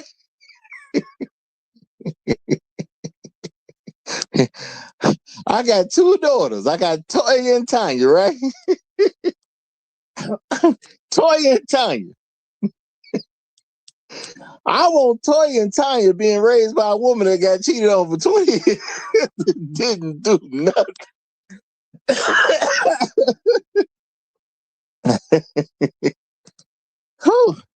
I don't know, y'all. This sound a little wild to me. This sound a little wild to me. Okay. Now I know people may say, "Well, look, man, if you done cheated on a woman for 20 years, of course she deserved to have you." I don't know now. I don't know, because if I'm gonna have kids with, do I need somebody who got cheated on for 20 years raising my daughters on what an acceptable man is? It almost sounds like I'm not a good father to marry her. Okay, that's what it's starting to sound like to me. If you with me for 20 years and I can cheat on you the whole time, it don't sound like I'm a good father if I marry you. I need to marry somebody who won't get cheated on for 20 years.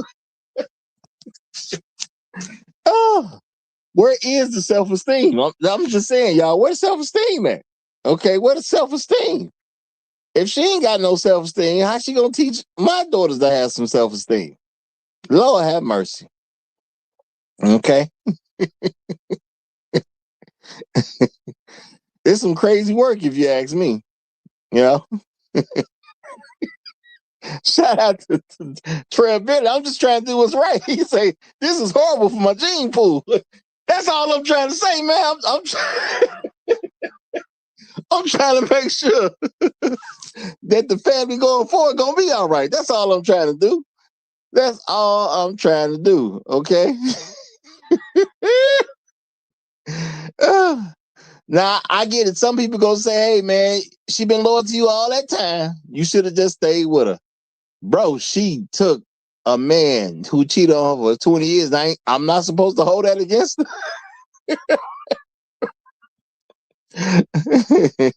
I ain't supposed to hold that against her.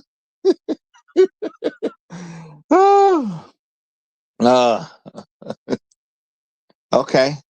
Let's see what I don't know how you would pronounce this, but Joke Lavery would say. Let's see what Joke Lavery. He said, you need to have kids with you need to have kids with her. Who else is gonna be loyal to you? And you did help raise your daughters to teach them better. It sounds like you're not a good man. Not to marry her loyalty isn't easy. Is this a dude? That's all I'm saying. You need to have kids with her. Who else is gonna be loyal to you? and you did to help raise your daughters to teach them. Wait a minute. Are you telling me that if I'm the dude that cheated on a woman for like 20 years, and then I marry this woman, and we able to have children? Because now she old now. Let's keep it real. If they together like 20 years, they probably met when they was young. They probably was about the same age. So you mean to tell me I get with a woman? Matter of fact, I'm a do better. Let's say. Now I ain't gonna even worry about it. Let's say I married her at 20. I met her at 20 years old. Okay, I met her at 20. All right. We rocking for 20 years. She being loyal and down with me for 20 years. Okay. Now I want to quote unquote settle down. Are you saying it's a good suggestion for me to marry and have kids with a woman that let me cheat on her for 20 years? How is that going to help my daughters? I'm just trying to figure out what you're saying. I don't want to even put the word. I don't recognize your name, so I don't even want to put the words in your mouth.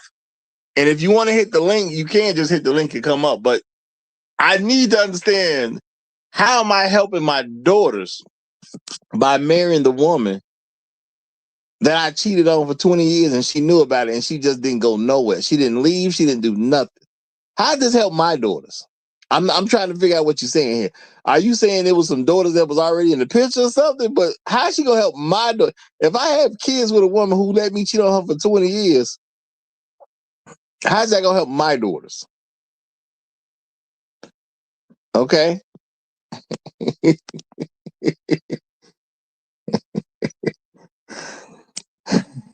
All right. Joe Clavery says, if that's how you pronounce it, you are there to teach your daughter better. Loyalty is a rare thing, and she's there clearly. She got unconditional love for you. So I should teach my daughters to be loyal to a man that is willing to not care about what she think. I mean, let's keep it real, man. If you're gonna cheat on a woman, that means you don't consider the woman. See, I've never been a pro cheating person anyway. I ain't saying a man can have more than one woman, but you ain't got to cheat to do it. So basically, you saying the man that's deceiving my daughters is the person I want to teach them to be loyal to. Be loyal to your deceiver. That's what you think is healthy? You think that's healthy? Be loyal to your deceiver? That sounds real good. Now you can get some clarification, but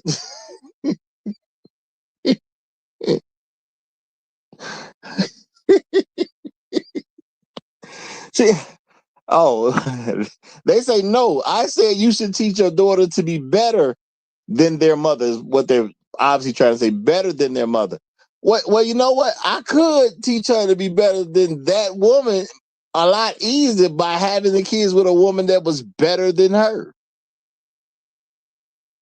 Don't that make sense? If I want to teach my daughters to be better than the woman that got cheated on for 20 years and didn't do nothing, shouldn't I just marry a better woman than her so that mother can teach her, that can teach her daughters to be with a woman worthy of her? Because see, this is the thing we're not gonna be able to get around. If your children know who their parents are, they're going to be able to make certain perceptions about their parents. And once you get older, it is what it is. Okay.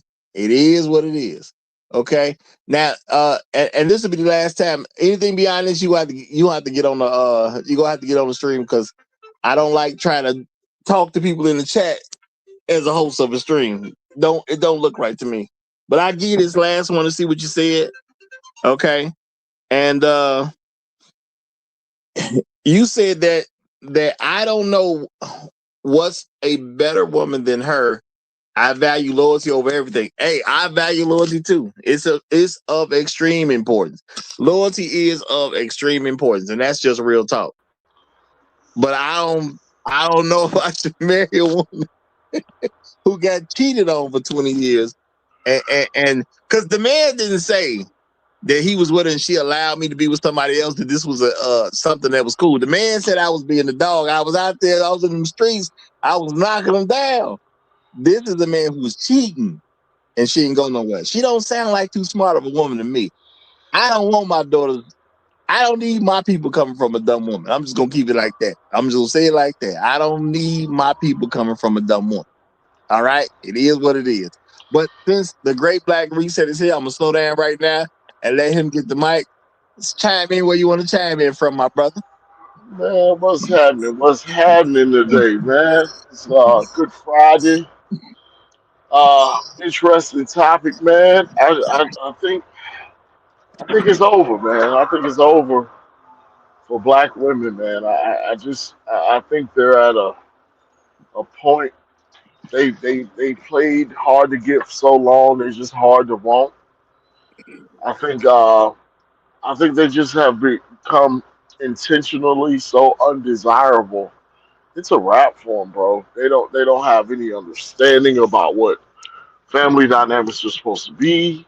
They don't have any understanding about what a wife is supposed to be. They're not good mothers, bro. It's a losing proposition to get married to a black woman these days, bro. And I dare anybody to prove me wrong. I dare anybody to prove that wrong, bro. It's not a good idea. And I think at this point, you if you're not getting married to your high school sweetheart, y'all both got together in high school, and y'all not getting married, man, as a man, get yourself together, get yourself on a good financial plan, get yourself together when you about 35 years old, man, and go find you a wife from somewhere else, bro. Because these women are absolutely no good. And we used to understand back in the day, if a woman made it to 30, we used to ask her to her face, what's wrong with you? Are you crazy? Are you deranged? If ain't nobody married you and you somewhat attractive, you just halfway attractive. Guys used to take women off the market. Bro, these women are reaching 40, 50, and 60, bro. It's a wrap. It's over. It's over, bro. I don't even know why we playing around with it. It's over, man. Now, I would say, I'm gonna read this by Joe Clavery. He says she sounds pretty smart to me. She knows she can't find something better than every woman can. I mean, the man said he dogged her. Well, I mean, I, I don't know what to tell you. Just because she can't find better doesn't mean he can't find better. So I don't know why he married her. I get what you're saying. She ain't no good. She knows she trash. That's basically what you're saying. She knows she trash and she can't do better. So she needs to hold on for dear life. I can accept that. She may know she trash and can't do better. But that don't mean he can't do better. So why would he marry her? See, I understand the woman may have a dilemma, but that does not mean the man has a dilemma. He out there knocking them down, as he said. So he didn't seem to have that big of a dilemma. Why would he marry her? And I understand. Well, people can say, well, if he don't marry her, that means he's no good. I don't know how. Would you tell your son to marry a woman who thinks like that? I don't think nobody tell their son to marry a woman who thinks like that. That sounds kind of crazy. Okay, but that's just me. But Perfect Timing Podcast is here, so I'm gonna let him do what he wants to do with it. Perfect, what's up, my brother? You got the mic. What's up? What's up? Happy Friday, man. Happy Friday, man. Beautiful Friday, y'all. Beautiful Friday. Beautiful Friday, man. God bless. Yes, sir. Yes, sir. What's up with your GBR, man? I like how you did your 2 minutes, man. I love it, man. I love it. Man, I'm just trying to make it, man. I'm trying to be like you, man. Check this out. Hey, Roger, I've been listening to you. I listen to GBR, and the thing I thought about, I like analogies. Analogies help me learn and teach. So I thought about, my wife is young. She in her 30s. I'm older. I'm an O-N, I guess. But I was telling her about a movie, Gung Ho. And I was telling her I liked this movie, Michael Keaton, when I was young, and it was about the struggle of the Korean car makers and the Chinese car makers coming into America trying to sell cars. So I grew up in a time where Americans would not buy a Korean or a Chinese or a Japanese car. They wouldn't buy a Sony TV. They wouldn't buy these products. Radio Shack is out of business. To GBR's point. Like, we grew up going to Radio Shack. There is no more Radio Shack. Right? My grandfather, your grandfather would only buy American made. And there was a time where black men and black women would only marry, and it wasn't even a fathomable thing. It wasn't that it wasn't attainable, it just wasn't a desire. And if you brought home somebody who wasn't black, your grandfather, it would be like bringing home a Toyota, and he went in World War II. It would be disrespectful. It might bring them to tears. Your grandma might be like, get rid of that car and apologize to your grandfather. He was in World War II and in Korea. So when GBR says what he says, the best way I could teach this to somebody who doesn't understand, the cool table Black Manosphere 5.0 politics is that, what do you drive? Do you drive a Ford? If you had the money right now, would you buy a Ford? Or would you buy a Japanese import with a 10-year warranty guaranteed to run for 300,000 miles you can give away to your son? It's a no-brainer. It ain't no one, you can't even answer the question. You are not driving a Ford. No one on this panel is driving a Ford. No one on this panel would buy a Ford. If given the opportunity, you're buying, especially for your son. His first car, you're going to put him in a Ford Escort? You're going to put him in a Festiva? You're going to put him in a Focus? No, you're not going to put him in that. You're going to put him in something reliable that's going to work. And what Roger say all the time, the car got to have wheels. The car, right? And that's what you teach. Mm-hmm. So, and then look at it. Whose fault is it? Do you blame Toyota? Do you blame Hyundai for making a better wheel? Like Americans was completely turned off. This movie Gung Ho was a good movie. Like, you would not buy these cars. And then what did they do to get purchased? Look at what the shows Roger did about those women in college leaving with black husbands, but not just black husbands, bona fide black men.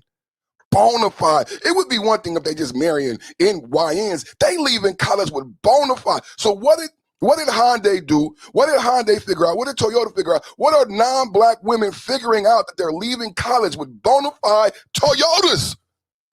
Toyotas that last 300,000 to 500,000 that's gonna be there for her kids. Now, why the black man that married a non-black woman stay around for grandkids, kids, and she knows she gonna have him to be there for her kids and grandkids, but for a black woman, you ain't no good. You won't be here at all. But the non-black woman is betting on you like when we buy a Hyundai.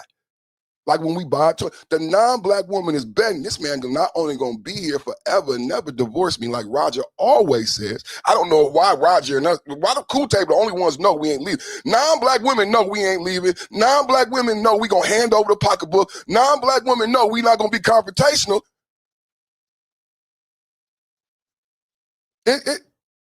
GBR is correct. Ford did it to themselves. Now they digging themselves out of a hole. American car companies did it to themselves. It's not even, if there's on the same lot, there's not even a comparison. No 20-year-old, you take them to the lot, would stop at the Ford Focus. None of them. Ford Focus, young man, or Toyota Camry. Dad, what you want me in a Camry, please? Hybrid if you got it. Hybrid if you got it. And that's across the board. Black, white, purple, green, brown, Asian. Ain't nobody buying no Ford. Black women have become the Fords. And they're sitting on the lot. And it's their own fault because they refuse to update the model. And the warranty package. That 10-year, 100,000 miles is compelling. Black women listening, if you want to get a husband, you need to present yourself like a Hyundai with a 10-year, 100,000 mile warranty. I'm going to stop right there. Boy, you put that a hell of a way. That's all I'm going to say. You put that a hell of a way. Man, the only issue I had, that brother said pocketbook, boy. That boy right there old, man.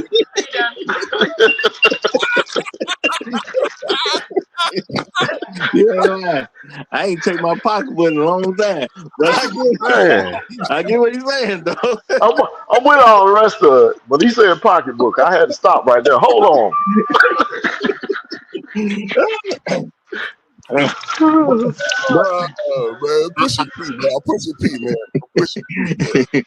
But I mean, he's talking that real talk though, because at the end of the day, look, we not gonna grow up and not touch any other one.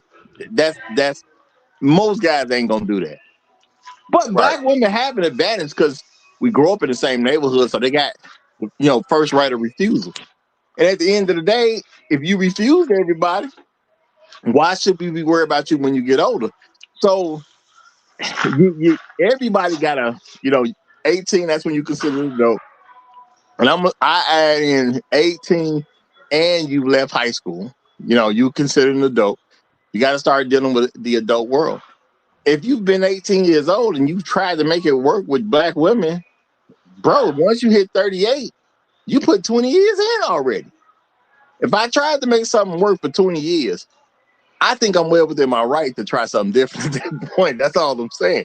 If you got an idea that won't work for 20 years, it's okay to have a new idea.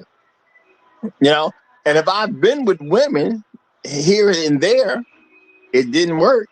Hey, it's time to trade you old bras in for something young and different. Well, it's a market. What it is. It's a market, right? Don't we call it the dating market? Where does that analogy come from? That comes from economics, right, and finance. So if it's a dating market, then you're just doing market analysis, Roger. Absolutely. And I need something that's going to work in the market. You need ROI. You should be looking at all. This is what we teach at the Cool Table. It's a dating market. You're doing market analysis, and what's your ROI? And that's what it comes down to with the purchase. When you make your purchase, which is the ring, which you analogized earlier, and I need to purchase a reliable car that works and has tires and drives and goes in the gear. A lot of times, like a horse, remember back in the day, this conversation would be about, and your granddad would teach you about how to buy a horse. The horse needs to go ahead and walk. You know what I'm saying? Mm-hmm. You bought a horse that don't horse. The car don't go in. You're right. It's a big old pretty stallion, right? Why'd you buy that? Oh, grandpa, look how pretty that horse is. It's a big old pretty horse, but it don't horse. Mm-hmm. I feel you there, brother. And who need it if it ain't going? If that horse ain't going horse, what you need it for? Real talk. And that comes down to the people who raised it, trained it, and you looking at it like, God damn, this is like GBR says a lot. It's a lot of them out there with potential. You are a gorgeous horse, but the people who reared you, I might as well just shoot you right now. Exactly. You can't horse, and I'm not no horse trainer. I'm a horse purchaser. I'm here to purchase a horse. Right. If I was a trainer horse, I'd be in a different business. I just want to purchase this thing. Right. All right, I want to read this real quick, but then I got to turn it over. Inspired Truth Broadcasting came up. And Joe Clavery, however they pronounce it, he said, I respect that analogy, but I know, I think they meant to say, I know Black women want foreign cars, Mercedes, BMWs, short-term fun, and look good while driving. Look, I've already acknowledged the reason that a lot of Black women made it to 30 years old, because they really was mentally, they were leaving room for a white man to come in there. Now, the thing is this, if you put yourself in that position, that's on you. Why am I concerned about the women who was trying to leave room for a white man? Brad, we need to start a Brad clothing line. Yeah. Where is Brad? Yeah. Now, y'all need to understand what I'm saying. I'm not talking about her getting a white man. I said she left the room for a white man. That's why she don't have a Black husband. And at the end of the day, if I gotta trade somebody in, you 40 years old, you ain't found nobody to marry. Hey, trade your girl in for something new. Go get you a new. And new don't mean it has to be Black. I'm not saying that at all. I'm just saying somebody new. Get somebody young who's new, who ain't trying to leave room for somebody else. It is what it is. But Inspired Truth, you got the flow, my brother. You got the flow. All right. I hope everybody's having a fantastic Friday. Salute to you. Salute to the chat. Salute to the panel. Man, like this is like I kind of getting back to that car analogy. It's kind of like dealing with people that say, okay, so you don't qualify for the loan. You don't qualify for the loan. Okay, so now that I qualify for the loan, then it's like, okay, what does the customer want? And then they're confronted with what the customer wants. Like the customer wants something. Dang, I thought that I thought they were just gonna buy this thing. You mean you want to have doors on this thing? You want tires? Really? You don't want like a used car with like 200,000 miles on it? You sassy. You sassy. You don't know how to build a car. You must be sassy. You want wheels on the car. You must be sassy. Yeah, you sassy if you don't want to put up your own tent. You gotta be sassy if you don't want to like kind of go and replace this broken windshield here. Like, yeah, like that sounds real sassy. Now, I'm gonna say real quick, shout out to Floyd Thompson. He hit me with the $2 cash app. He said, turn them horses into glue.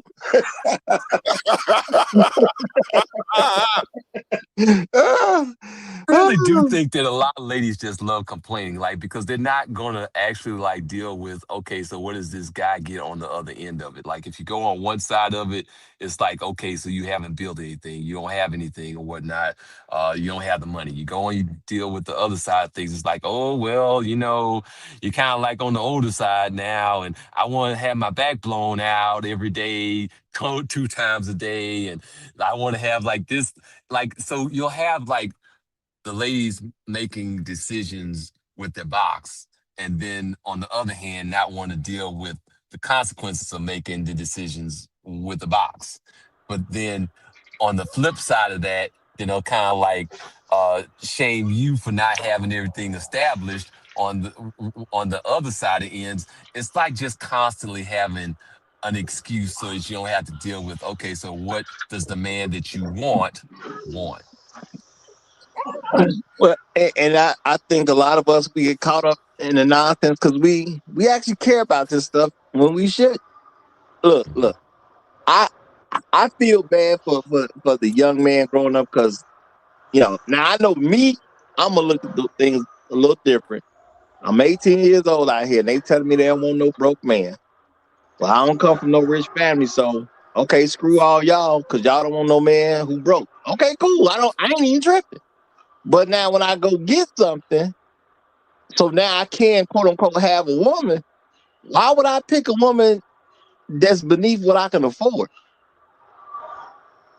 You know, Yeah. I mean, I could pick this woman that's 40 years old because I'm 40 now, and I sat through all these years hearing about people talking about I'm broke. Okay, so I'm going back to choose. Well, I ain't choosing the 40-year-old. You don't want to put dubs on the focus. You don't want to put dubs on the. Man, if I'm going through the, it's a boy, it's a fresh model right here. You know what I'm saying? They just got this on the line today. Why I can't go for her? They just got it on the line today. Why I can't go for her? The focus got 24s, Roger. They call it a BBL, but the focus. Yeah, but like they're gonna be like, but wait a minute, but it's a 20-year-old car that looks good though. Like, why you want that new car for? You're not Right. gonna have anything to talk about with that new car. Oh, you know what else? Inspired. You know what they used to say? Inspired. They would say, "Well, you're not buying American. You're not loyal. Yeah. Your mama black." No, I'm gonna tell you what happened, man. I'm gonna go on and say this. Black women are cursed, bro. They're cursed with their own indignation, bro. They made a sport out of being whores because they thought they had a monopoly on the market of black men. You can't go nowhere. This is what their thought process was. Where else you gonna go? Who else you gonna date? Who else you gonna be with? See, this was before the passport bros became popular, before the age of information and social media and all this other stuff became popular to the point where it would make changes in the dating market. So they just gave us their ass to kiss. Their favorite sport is rejection. Their favorite pastime is to be harsh and to be indifferent to everything and to complain. Well, God has a sense of humor. Now we got now we got brothers traveling. You got brothers showing you that you do have options and that these options are real and they're viable. But they have just sown this seed of rejection into their own hearts, bro. And it has grown, it has bloomed, and that, bro, don't nobody want them. And we as black men, we gotta be honest with ourselves, bro. We got the worst women on the planet. Flexing. Clock it. Clock it. Clock it. Oh shoot, you threw that in there. All right, we got usual business coming up, so let's make some room. Usual, you got it, brother. Give me a few minutes. Give me a few minutes. All right, well, just chime in when you're ready. Chime in when you're ready. Well, think I that this mean, at the end of the day, I do honestly agree with that because some people say, Roger, why do you talk about black women? I say if you can understand everything you need to understand women while also understanding black women, you're prepared for anybody out there. What a white woman Mhm. gonna do that you ain't seen before if you already dealt with black women? What a Hispanic woman gonna do to you and you already know the game black women play? You gonna be able to recognize everything. If you deal with the worst, you can go out and perform for the best. It is what it is, you know. is the thing that I kind of think of too is like the whole consequences of blowing smoke all the time. Like, oh, you're the greatest, you're the smartest, you're the this, you're the that, and then it's like, okay, so you've demanded like the top notch, top tier type of type of dude. You want to be in the top 10 law firm, and now I ask you to file an amicus briefing, and you're like, what the hell is an amicus briefing? There's no training. zero training. Instead of dealing with that, that you don't know how to file an amicus briefing, you want to do like, okay, well, there's no top 10 law firms. That's like Unfortunately, some that's of these people gonna turn around and say, "How you spell amicus?" right. Hey, they told me, hey, they said, Dennis, you got to do an Excel flat file. And they just gave me the, I'm like, I know Excel, but what's a flat file? I had to go, man, look, man, I had to go learn the equation and this shit. I was like, oh, okay, I got the shit. But like, man, these motherfuckers, man, they had me, man. That's real shit, though. You have to be trained for the position. Roger says it's a lot. This is why that certain individuals are coming out of college married. They have been reared and trained to be horses. They know how to go on the drive, and you would be a fool not to pick a car that knows how to go on the drive, right? We not doing no more build up projects and everything like that. So, but really, the young man, it's really a young man's game, right? Because we like older. There's really the young men who are being faced with this decision, right? And I believe, and the numbers are saying that they're not going for a car without wheels on it, man. And they don't even look at it like that. They don't even see American, Japanese. They just see car. We was raised to see American versus Japanese. The young man on the car lot today, he only sees car. And he's thinking about mileage. He's thinking about hybrid. He's thinking about electric. He's thinking about, that's what he's thinking about. He's not caring about where the car came from and what color the car is. And that's what I think, that's what the game, what GBR said, that's what the game is really over. Because the people today, man, y'all lost. The whole little pimp game y'all had is over because they don't care. They just looking at the car for what the car can do. Thank God. Hold on. I'm back. Can y'all hear me? Hold on. I already know the answer to that. Hold on. You ain't gonna do that shit. You ain't gonna do that shit. We don't hear nothing. I was just gonna say Bailey Stark. It's time for you to get in. You know. All right, go ahead, user. No, go ahead, user. We hear you. Okay. I want to make sure I'm coming in clear. We're gonna get Bailey right behind you. We're gonna get Bailey Stark right behind you. Go ahead. Okay. Well, the anti-life equation has finally been solved. And the ladies are very, very upset that I think it was bound to happen eventually as the world opened up and as Black men got more freedom from the system that they were under. I mean, Black women only had a system of actually interacting with Black men as quote unquote in a slave mentality. Right, and eventually, they never changed their mentality of how they actually saw Black men and how and what the Black men actually accomplished and actually grew into.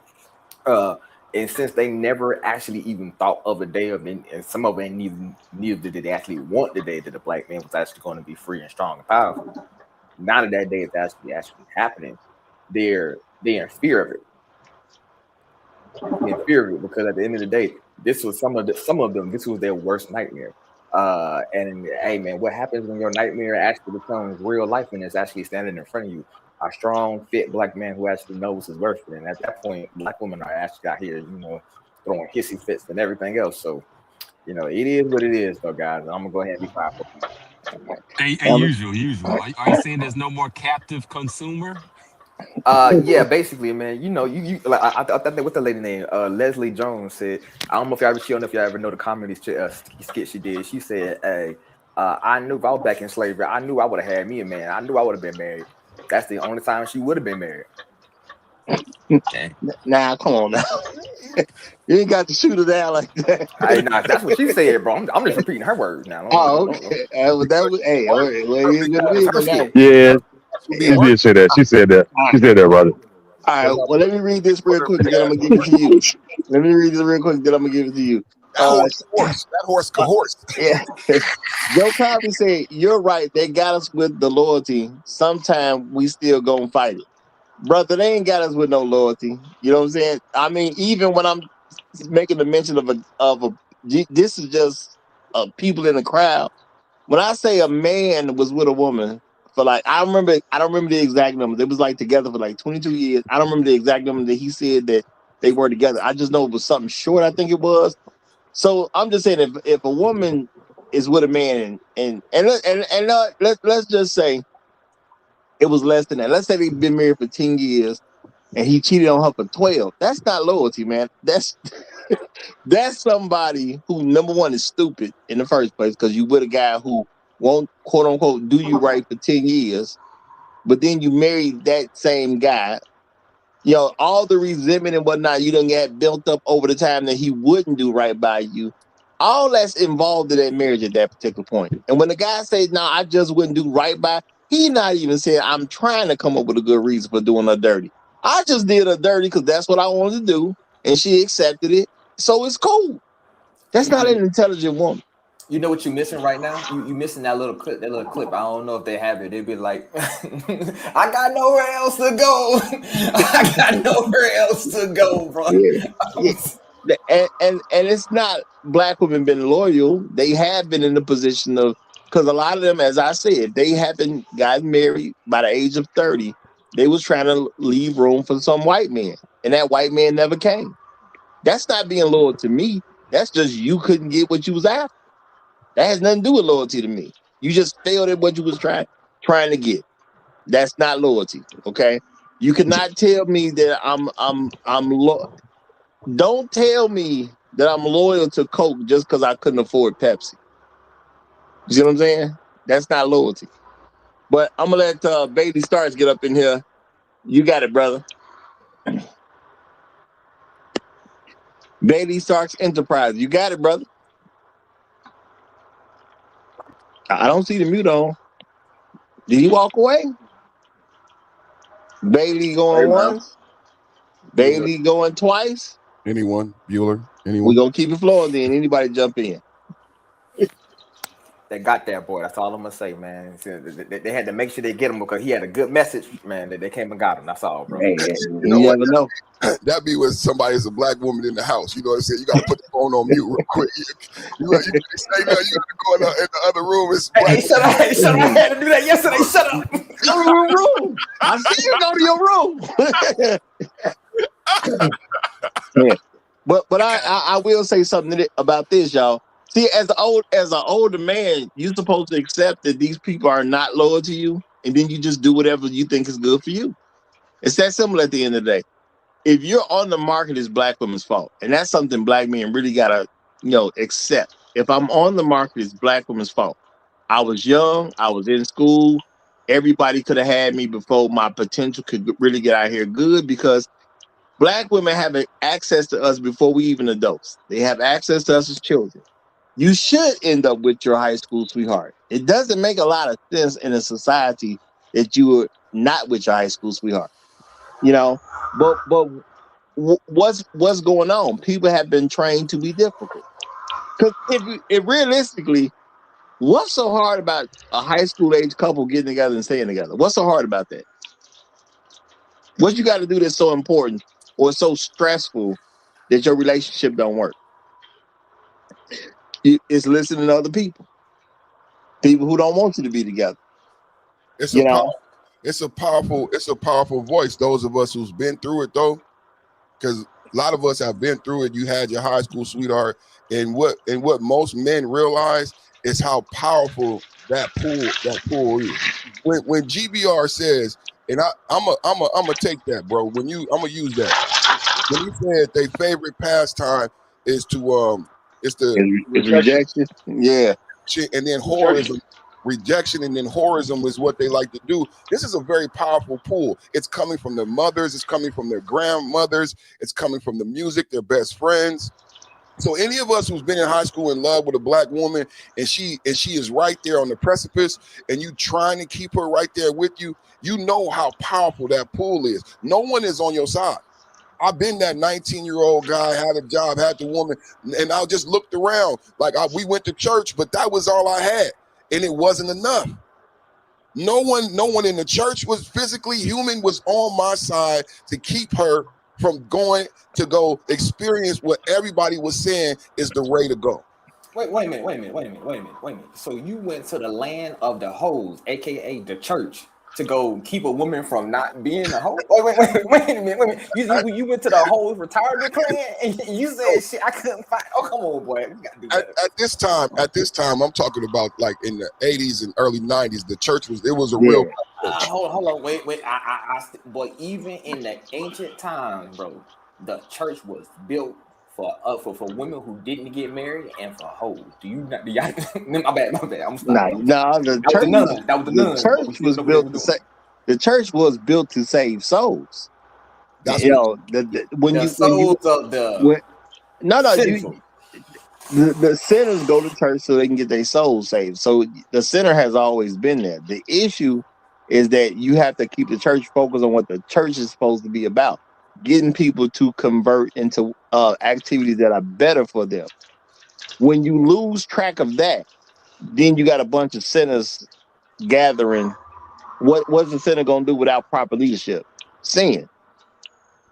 So it's a difference, you know.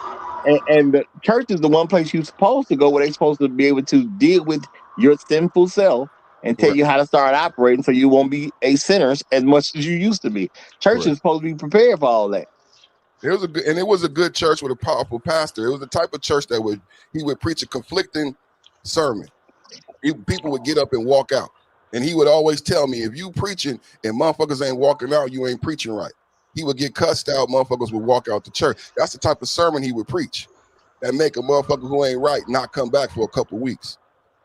But my point is that it's just it's a powerful pull that's happening, and that's what I wanted to elaborate on. That it's something that is very powerful that's pulling these individuals, but it's unique to these individuals, right?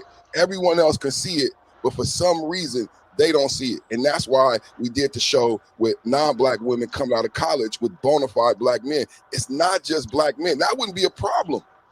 Just like white men don't care if we date fat white women. It's not. It's the fact that non-black women continually marry the best of us, and that's what you got to confront. Why is it the bona fide? And that's why I use the analogy of the Hyundai, because 100,000 miles, 10-year warranty. The car is gonna start up and drive every day. It's a no-brainer. Versus whether it's a Mercedes, versus it's a 65 Mustang, and every time I put the key in it, there's an issue. It only take a couple more times for me to put the key in this car and it don't start, and I'm about to trade it in. That's what the whole title is. It take a couple more times. I done got stuck at the gas station, and I'm saying to myself, I'm trading this bitch in. I am trade in the morning. I'm gonna trade. Let me put it. Let me put this one out there. So, like, even if you have like a strong church, even if you have a good dude, you can have a competent captain that knows how to sail a ship, and you can have a good sturdy ship. But against a huge tidal wave, it ain't gonna get it. Come on. That Look, tidal wave's what coming in. what the thing is, as a man, we see we haven't been taught it's okay for us to look for a different model. As a man, we supposed to get in the car and drive that car till that car won't drive anymore. That's how we view women. Because until the woman dump us, we gonna be there. No, at some point in time, we got to say, this car just ain't no good, and I need one that works.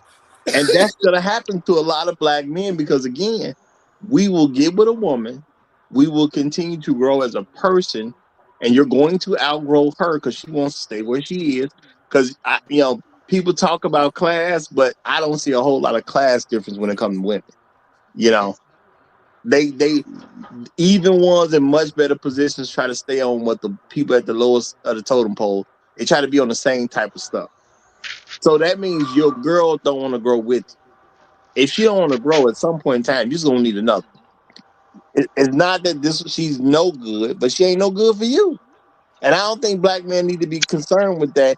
If you're not married, at some point in time, you need to just trade her in because it shouldn't take that long. You know, I've mocked women for a long time about having these long relationships with men that weren't good enough to marry. I've mocked them for it at the end of the day. I even mocked them when I didn't even realize I was mocking them. You know, I've laughed at women, multiple women I've been with my guy 7 years, and I laughed at them. And they be like, why are you laughing? I be like, and I say dumb stuff sometimes. Not that I'm really trying to take a woman from a guy, but I will say stuff along those lines sometimes just so they can think about how dumb they are. Because I remember telling a woman straight up who said, Yeah, I've been with my guy for 7 years. Well, I say, well, then you should give me your number then. She was like, no, we good. We've been together 7 years. I say, well, that nigga obviously don't want you. He didn't prove that for 7 years. Might as well give it somebody who might want you. Now, how y'all think she felt about that? Or You she know, felt some type of way. not that I was truly gonna pursue her. I'm just putting it out there. Hey, he clearly don't want you. It's been 7 years and he ain't made no move. You might as well get with a guy who might want you. It's a rental car. He been renting the car for 7 years. He still ain't bought the car. Yeah. Now I wasn't gonna take her for real, but it's just I'm putting a thought in your head, but I'm mocking you really at the end of the day, but that's on you. You chose that stupidity. And my thing is the from the guy perspective, he's still with her. It's 7 years later and he don't want her. Bro, it's time to trade her in. That's all I'm saying. They ain't never get to talk to him, but I'm saying from the male side, bro, just trade her in. You Now, clearly now, don't want it. now, hold on now. See, you out here taking my hammers, bro. Seriously, when I need my hammer, I'll pick my hammer up out of my toolbox. I use it for what it's good for. Then I put my hammer back. Hey, Roger, don't be touching my hammers now, bro. Don't be touching my hammers. He's still gonna be there. You are like somebody gonna find her and marry her immediately. No, she gonna be there. I mean, what kind of woman gets with a guy for 7 years and don't get married? A guy that people don't want to marry. I mean, well, that's a woman that men don't want to marry. You know, she know her worth. You know, I always tell women to know your worth. She knows her worth. That's why she's still with a guy who won't marry her, and it's been 7 years. You know, she know what she there for. The thing is, as men, we overestimate the value of the woman that we with because we've been trained to never leave. But when you let that training go and you're willing to go after somebody different, you just see the world a little bit different. You know, and I'm saying this as a man. I have broken up with women, but I don't know anyone personally that has. I know it doesn't happen. Every relationship ends with she left. Now I'm not, and sometimes guys will cheat. I don't recommend cheating. How they cheating? It's just because they train not to break up with a woman. As a man, why shouldn't you trade her in for a different model? If you've been using her for a good amount of time and she don't work, why not get one that will? Yeah. I break up. My issue is I double back. How many people double back? I break up and then I double back. Yeah, I did that before. It's a bad idea. We all done that. Yeah, I did one time just because I said it don't make no sense to double back, and then I double back with a woman just to be sure. Guess what? Came exactly what I thought it was gonna be. Within a couple of weeks, you like, yeah, this is why. Yeah. Oh, shit.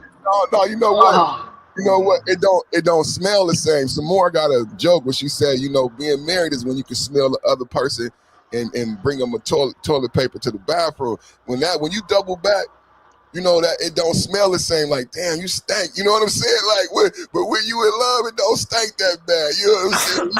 When you come back, you be like, man, I can't do it. You wake up in the morning, you smell. You're like, did I smell this before all that time? Like, you get new smells and sensations. Like, man, I got to go, man. I got to go. But yeah, though, man. I think we need to get back to not marrying these women after they turn 30. If they ain't never been married, you question them to their face. What's wrong with you? I know it's something wrong with you. You 30 and ain't nobody married you. Why are you even here? Yeah. And I do believe we need to get to a point where we feel it's okay for us to break up with a woman because I think we stay with them out of guilt. Black women say a whole lot of stuff and we feel guilty about it. And I'm saying the fact that we don't break up with them, we have accepted the guilt. Now, you may say to yourself, no, I don't feel that kind of way. But do we actually leave anybody? If you don't leave anybody, you kind of fail for it at the end of the day. I think I understand why we do it too. Like a lot of the reason why I think we do it is like this determination not to disappoint, like we're trying to prove this and that and the other, and all of these, like, things about like our worth, our value, and superiority, and against a system that wants to constantly kind of portray us as inferior. So we're constantly fighting against it. So we just don't want to disappoint, and then that ends up translating into accepting the unacceptable and trying to push a damn car instead of working with a car that has an engine in it. It's a superhero dynamic, Roger. I think that's why we love like the superhero movies, like because we like a superhero that's like two-sided.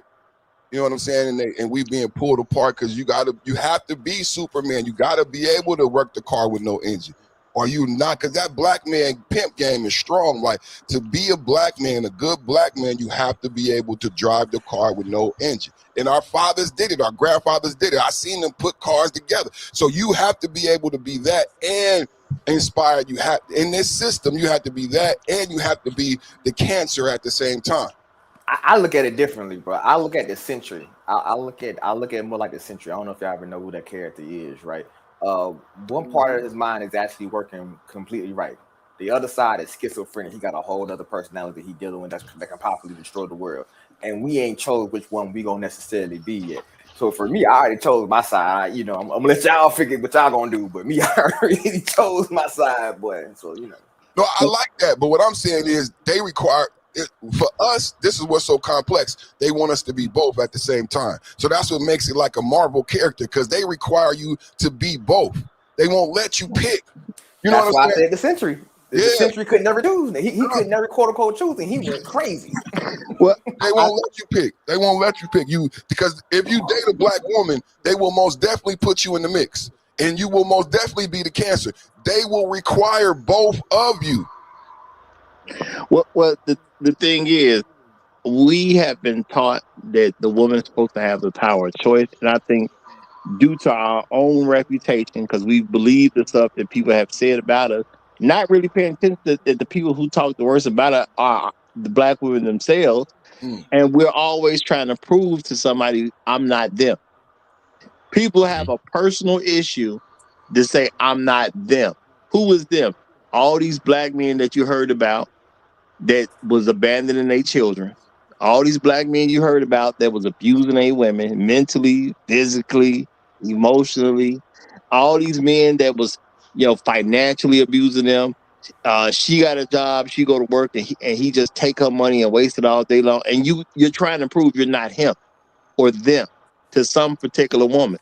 So therefore, we stay in situations that we just don't need to be in. Because I don't want her to be able to say I'm one of them. Wait a minute. So Roger, so they came up with a fictitious character that came from Absolutely. their imaginations. So basically, Absolutely. Hoppo, and you fighting Hoppo's image or the image of Hoppo that never existed, bro. And you've been fighting it since the day you was born. They've been steady pushing you with that image, and a lot of people believe in that image because you don't even know your daddy. And you can't win because it's not real. It's not. This is the insanity part. But let me tell the brothers this: Tony Runner keep coming down. The most freeing thing about dating a non-black woman is when she tell you don't have to be that for me. You don't have to. You know what I'm saying? I'm not. You're not here for that. I don't need you to be both. Right? I love you for being just a person. Like that's the most freeing part. And then that's when your creativity, and then you start finding, man, I'm gonna write a book. I'm about to do the podcast. I'm about to paint. Get a job, get promoted. You know what I'm saying? Start your own business. All kinds of stuff can happen because your mind is free. Because she's not requiring you to be this superhero and to be insane at the same time. No, you could just be a person. I'm a person, you a person. I'm not coming with this construct, and I don't see this construct in you. So one of the most difficult thing is that black men, when you date a non-black woman, you got to be able to let that construct go. Yeah. You're raised in it. You're raised in it too, and you bring that to a non-black woman. That's why that conversation happens. Hey, ooh, yes, I've seen that so many times. And that's why as a man, as you grown older, we have to accept, y'all. We have mental shackles on us too, because we won't break up. That's a mental shackle. You don't have to get a man. You don't have to convince a man he's got to be with her if you got him in a position where he won't leave her at all. Why would I convince you to be with a woman that you won't leave? I don't need to convince you of that. If anything, I gotta convince you to leave. Now, how many times y'all have known a brother who's had heavy, intense conversations with other people about some woman he need to leave, but he just won't do it? Every That time you shack go to was the barber strong. shop. I got a cousin just like that right now, but that shit. I'm just trying to show how strong that shackle is. She done did all kinds of crazy stuff. And I remember I've said before, I heard a brother talking about a woman who literally shot him and he's still with her. My cousin went to prison and came back out and got back with her. And shackle's strong, you know. So I'm not saying this stuff, so we can laugh at people. I'm saying, y'all, we need to really consider how we're moving in real life. And if we're going through it, and I know a lot of on my channel, there's gonna be some people who, you know what I'm saying, 30s and up for the most part, but we need to start really having these conversations and definitely exposing people who are in their 20s and down so they don't have to get a divorce before they start seeing what's going on. So they don't have to invest $150,000 in some woman before they figure out what's going on. So they don't have to come home and see the person who's supposed to be their woman having sex with their cousin so they can figure out what's going on. We shouldn't want people to have to go through all these trials and tribulations before they see the light. She did that, Roger. She did that to you. No, but who knows though? Who knows? Who really knows? Right. You know? Yeah, if a woman cheat on me, I think she's crazy, but but there are people who would do stuff like that just to quote unquote break you mentally. He's such a great you can find a lot of information if you truly listen to women.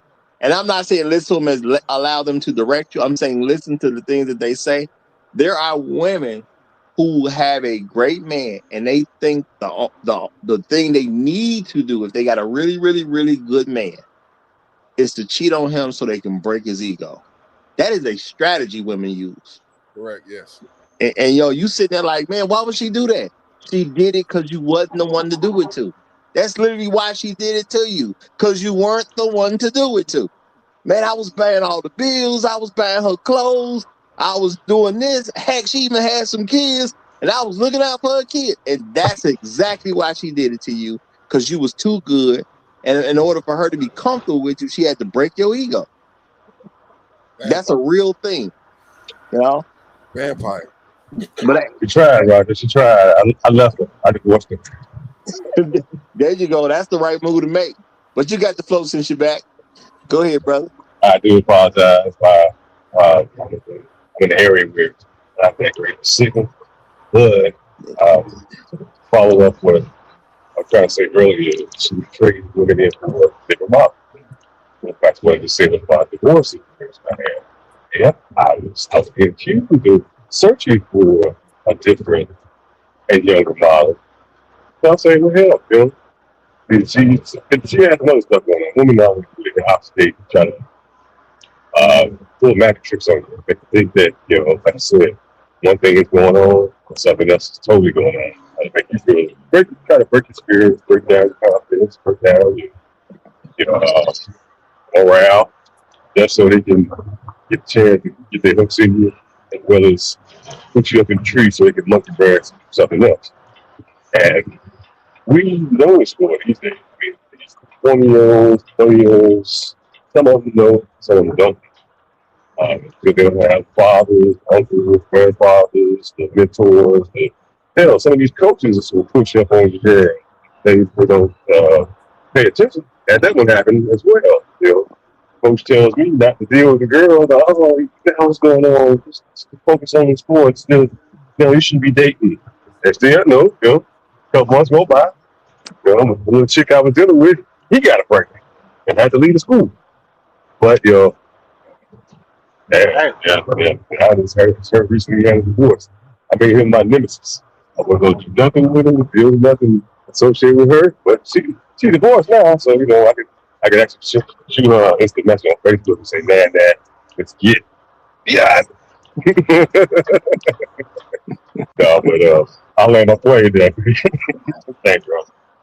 All right. Now I'm gonna say, yeah, interesting stuff like that will come up from time to time. Y'all, it's a crazy story that's been going on the last couple of days. I may do it Monday. Y'all. If you don't know, this is Friday. We do this Monday through Fridays over here. Make sure you subscribe. Matter of fact, we got about a half-hour show left because we do about a 3-hour show. So we got about half hour to go. But if you ain't subscribed already, make sure you subscribe. We do this at 9 a.m. Chicago time, not where you happen to be. 9 a.m. Chicago time. But yeah, see, things will come up. And I think as men, we just accept too much responsibility for what happened in some woman's relationship. See, this is the thing. If you leave her, she's going to talk bad about you. My thing is, that's her perspective. Well, I don't care anyway. Roger. Who's she going to tell that's going to stop me from doing something? Roger, check this. Roger, Go ahead. You said younger model, right? And it made me think when brother was talking, I'm like, what? When we came up, black women didn't really get cosmetic surgery. And I'm thinking like, you're not, like you come up with some genius. And I'm even thinking we need to do like Trader Man Tuesday. But because this is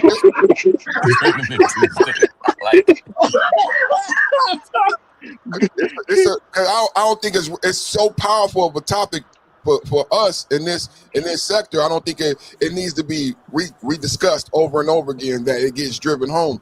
But when I think about, when you talk about a younger model and look at the reality of the situation, this is why I say we should bring it back multiple times, because they agree with you. They agree with you. Black women never got cosmetic surgery. Why are black women getting cosmetic surgery in the way that they're getting? Because they acknowledge Roger's premise this morning. It's not just something to be mean like that's why I did the analogy like with the Hyundai. This is some real shit. Ain't nobody buying no Ford. So what does Ford got to do? What does Dodge got to do? You got to bring back the Challenger. What do black women got to do? They got to go put hips, lips, and fingertips on the pig, right? So that's why you see the BBLs. I believe, Roger, you touched on something that we should really drive home again, because they acknowledge that the current model on the lot is not selling. It's not selling. We need to go put a BBL on that thing. We need to go get mink eyelashes, a 30-inch long yaki. You know what I'm saying? So it's not just us saying this and acknowledging this. It's them all. The market acknowledges this. And that's why you see black women getting plastic surgery at a rate that you've never seen before. This is not just us up here just having fun picking on nobody. This is a reality of the market. And they understand it, they're dealing with it, and that's why they got these care credit cards, and you see them on their knees on these Spirit flights, because they know the current model is not selling, and people trying to trade in for a better, younger, nicer model. Hold on. We need to give a piece to Spirit Airline because they died a little too young, bro. Spirit died a little too young. I was hoping for Spirit to be a good person, bro, but they killed him too young, boy. Play the saxophone now. Play the saxophone. Oh yeah, there's the trumpet. The trumpet played that,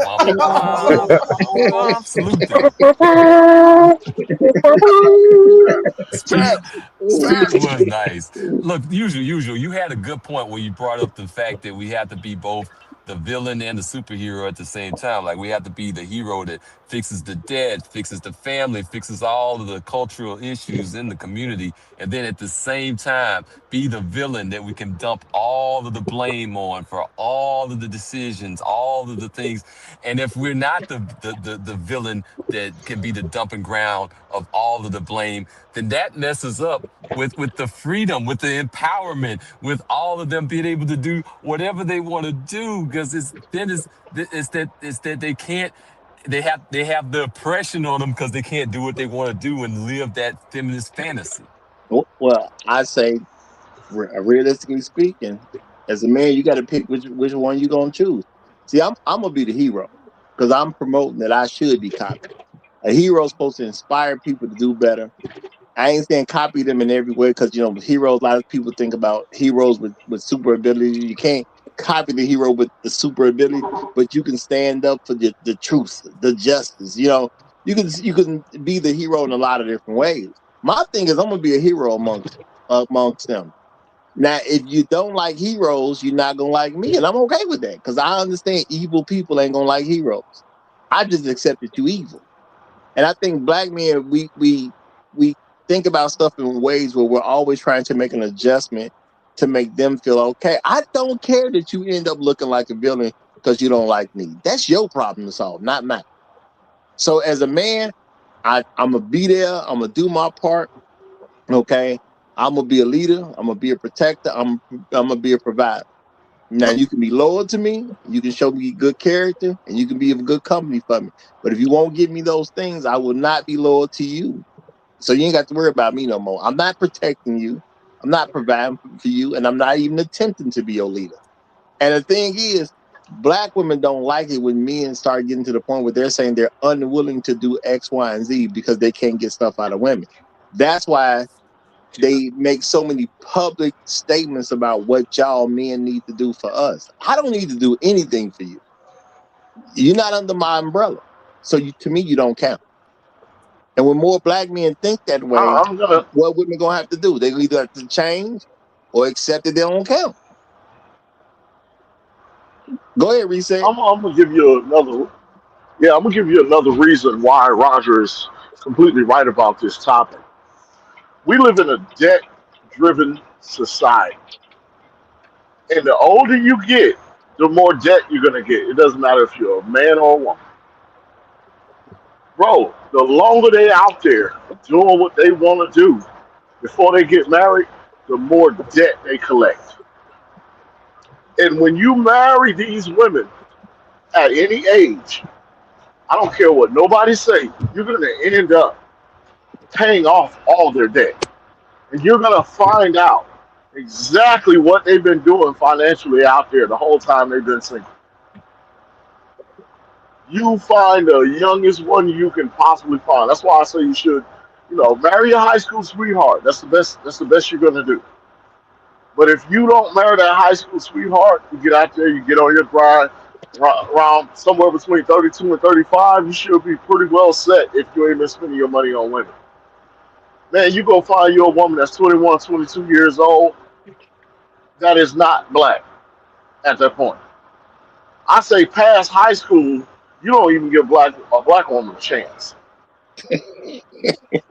You just gave some scary realism there. Like maybe they tried school, that didn't work. Maybe they tried school again, that didn't work. Maybe they tried a business, that didn't work. Maybe they tried another business, that didn't work. Now you're facing all of those tens of thousands of dollars or more that's on you at this point in life. Bro, you got furniture that went back to rental center. You got two or three cars that went back. Parts. Hey, You got you I, got medical bills. They got braces they ain't finished paying for, and then they don't went out there and they had children. Bro, you finna get all that. You finna get all that. yeah, They don't went to school to become a CNA and didn't finish and got 40,000. Bro, don't get me started. You said nigga I'm finish. sorry. Go ahead. We need a limit Hey, law. that she. Oh, hold on. I'm stop. Let me stop. We need a limit law. We need a limit law for these hoes. That's what we need. We need a limit law. We need a snake. We need a what's a snake oil salesman law, bro. We need to go beat you and your mama. That's it. well, shout out to Lurk Squad. He say men are not insurance policies for women. Well, I'm gonna say we shouldn't be. I'm gonna say that Lurk Squad. We shouldn't be. But at the end of the day, would you tell a woman that you don't want it? Because I've told y'all the story, about how I told her when I use an example of this one lady who had all this college debt. She had about $180,000 in college debt and didn't even have any real responsibilities because she stayed with her parents. She had a $400 car note and she had $180,000 in college debt. She had 2 degrees. And if my memory is right, I think she was doing something where she made about 30,000-ish a year, 35-ish something a year. But you got $180,000 college debt that you ain't took care of, even though you only pay a car note of $400. You live with your parents. You don't pay for anything. She don't pay for groceries. She don't pay no light bill. She don't pay squat. So why she got all that debt if you don't have to pay for nothing? Just because you want it.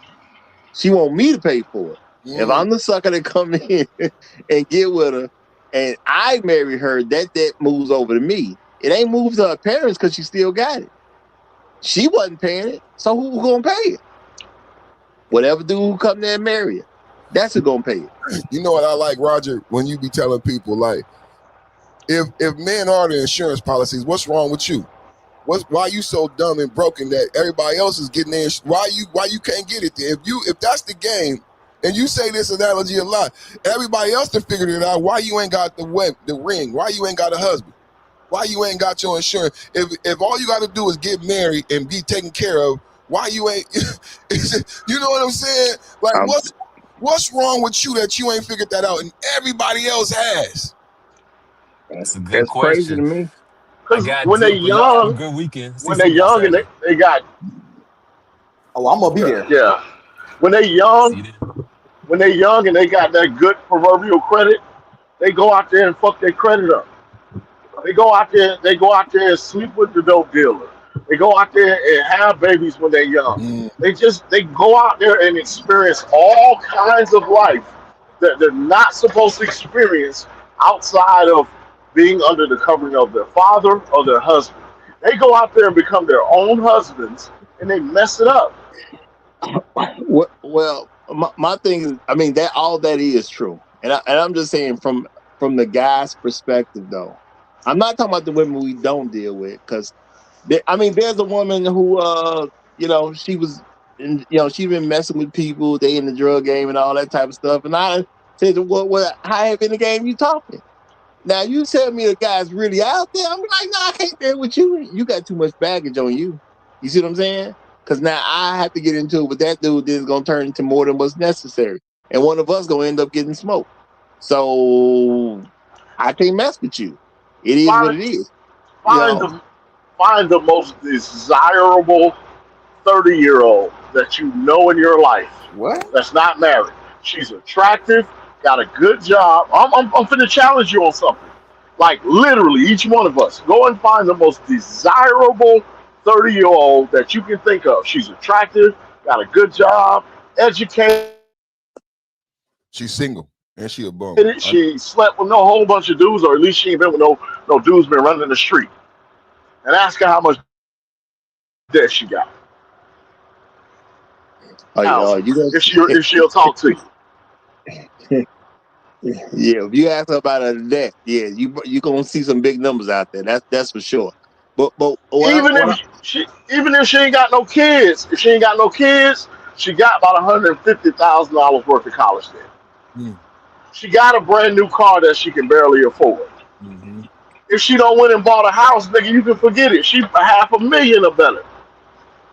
You know what the funny thing is? I got a auntie right now that's trying to buy a house. I didn't told this woman 8 times you can't afford a house in this climate. She like, oh, I'm gonna buy me a house. I said, if you gonna buy you a house, buy you a land and then build your house on top of that. Looked at me and told me I was crazy. I was like, oh, okay, all right, then we gonna see. You Ain't can't no tell her nothing. she can't afford nothing. Everything she can afford everything. She a woman. Roger, it's one thing I just heard when you were scratching that. I want to allow you to expound on, because I feel that's a big part I think we missed today when you was just saying what you were saying about trading in the black woman for a younger model. I think a big piece that you like to bring home a lot is to do that. You have to break up with her, and I think That's exactly where I was going. But go ahead. That's exactly where I was going. yeah, I caught that because I've been having a lot of fun with the reality, because it's fun, and there's a lot of trauma involved with that, right? So it's a lot of fun. It's a two-sided equation, and we've been dealing with the fun part, right? Driving a new car that works. But in order to get to that, we got to do something that black men don't typically do. And I've heard you, and I've seen the difficulty you've had with trying to teach this to black men, and the acceptance that black men do not know how to break up with black women, including myself. If I'm honest, how I got here is through trauma. Like Roger said, I'm gonna stay a hero. I stayed a hero. I got cheated on, divorced, all the shit, the trauma. I didn't wake up and say I'm gonna go get me a non-black woman. It was the trauma how I got here, right? So a lot of people, to avoid a lot of pain and debt, we talking about debt. I incurred a lot of debt, being loyal, being party loyal. But I think that's the biggest lesson right here, is if you're able to break up, if you can learn that lesson and you can pick yourself first, which is the whole crux of the Cool Table 5.0, is to put yourself first and loving yourself. That's why I like when we focus on men the most. When you love yourself and put yourself first and you prioritize you, and you are able to actually break up and then move up, not just break up, but you are like moving up. That's shit that black men don't do. I'm leaving this level because it's so comfortable. I'm leaving this level. I'm on level 3. I'm gonna leave level 3 and go to level 4. This is what I deal with in mentoring younger men. The ability, survivor's remorse, the ability to leave level 3. Yeah, and I'm gonna say we've just been so taught against it because I get it. You grow up, most of us we growing up, and heck, our mother's a single mother. She's gonna tell you all this stuff about women and how women are supposed to have every advantage. Because she's not gonna tell you flat out women are supposed to have every advantage. But if you think about the lessons she teaches you, she will tell you to always give women every advantage. That's the reality of it. So when a woman is messing up in your eyes, you don't break up with her because you've been well trained by probably your own mother to give her so much benefit of the doubt that it does not make a difference what she does. Now, it's one thing to look at the women that you don't get. I'm saying it's a different thing to look at the woman you did get. And when you make a decision, she's not right for you. Because I'm telling y'all, you've already made a decision. Once you are with the woman for 2 years and you have not married her, you already determined she wasn't good enough. You just ain't accepted that realization yet. But what you gonna do about it? Nothing unless you're gonna break up with her. I'm gonna give black women credit for something they've been saying for a long time, and I don't finally accept it. They've been saying the reason why they ain't married is because black men can't afford them. They right. They too goddamn expensive, bro. They got too much debt. They got too much debt. We can't afford to marry these women. You're putting yourself in poverty by marrying the average black woman. You're starting $200,000-$300,000 in the hole, literally.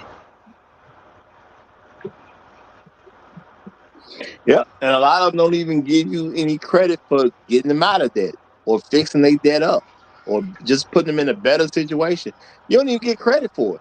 And a lot of them gonna say, "Well, hey, you know what? That's what you're supposed to do." Now I'm gonna do whatever I want to do with my money. That's what I'm supposed to do. I'm supposed to have a good time with my money. That's what I'm supposed to do. That's why I earn it. I was taught when I was a kid to do certain things. You got to get money to pay for it yourself. So I already know I'm supposed to have some level of fun with my money because I had to wait until I was an adult and get away from childhood and get into adulthood so I can be in a position to afford to do some of the stuff I wanted to do. So I know fun's supposed to be a part of it. Now, the thing is, once you have that woman, because it's different when you talk about a woman you ain't never had. When you've had that woman, and you've been with her for 3 years. You ain't want to marry her yet. Now you've been with the woman for 4 years.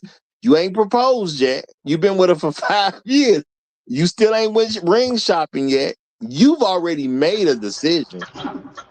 But how do you improve your life unless you break up with her?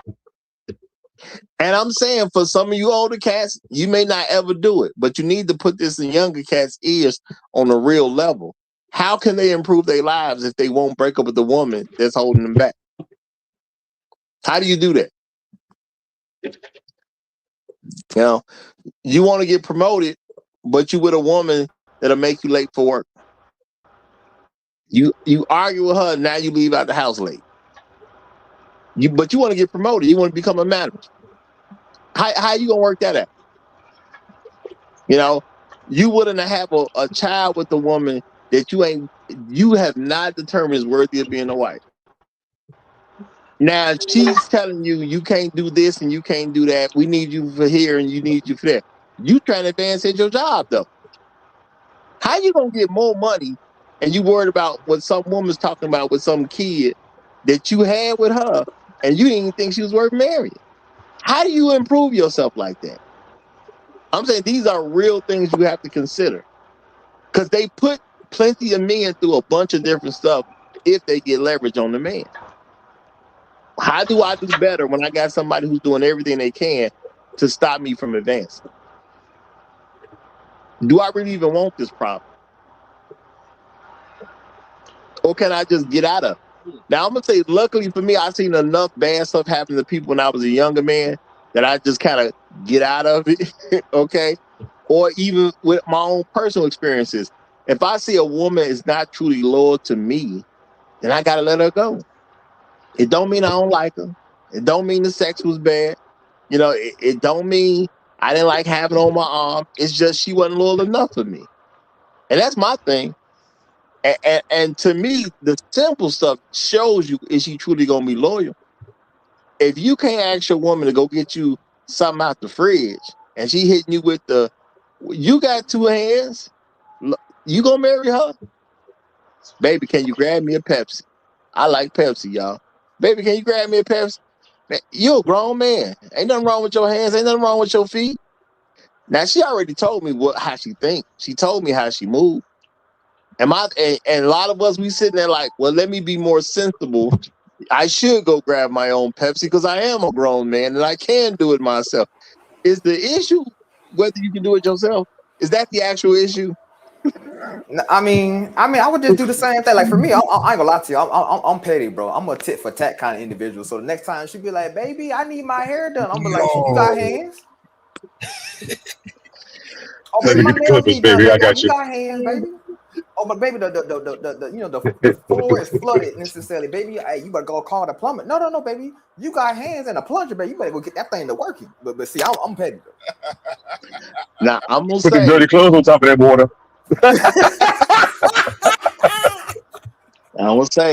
I understand people being petty, but I also understand behavior patterns. It don't make you happy to please me. See, that's what I heard when she told me no. I asked you for a Pepsi. Can you go to the kitchen and bring me a Pepsi? And she told me, I don't like making you happy when she said no.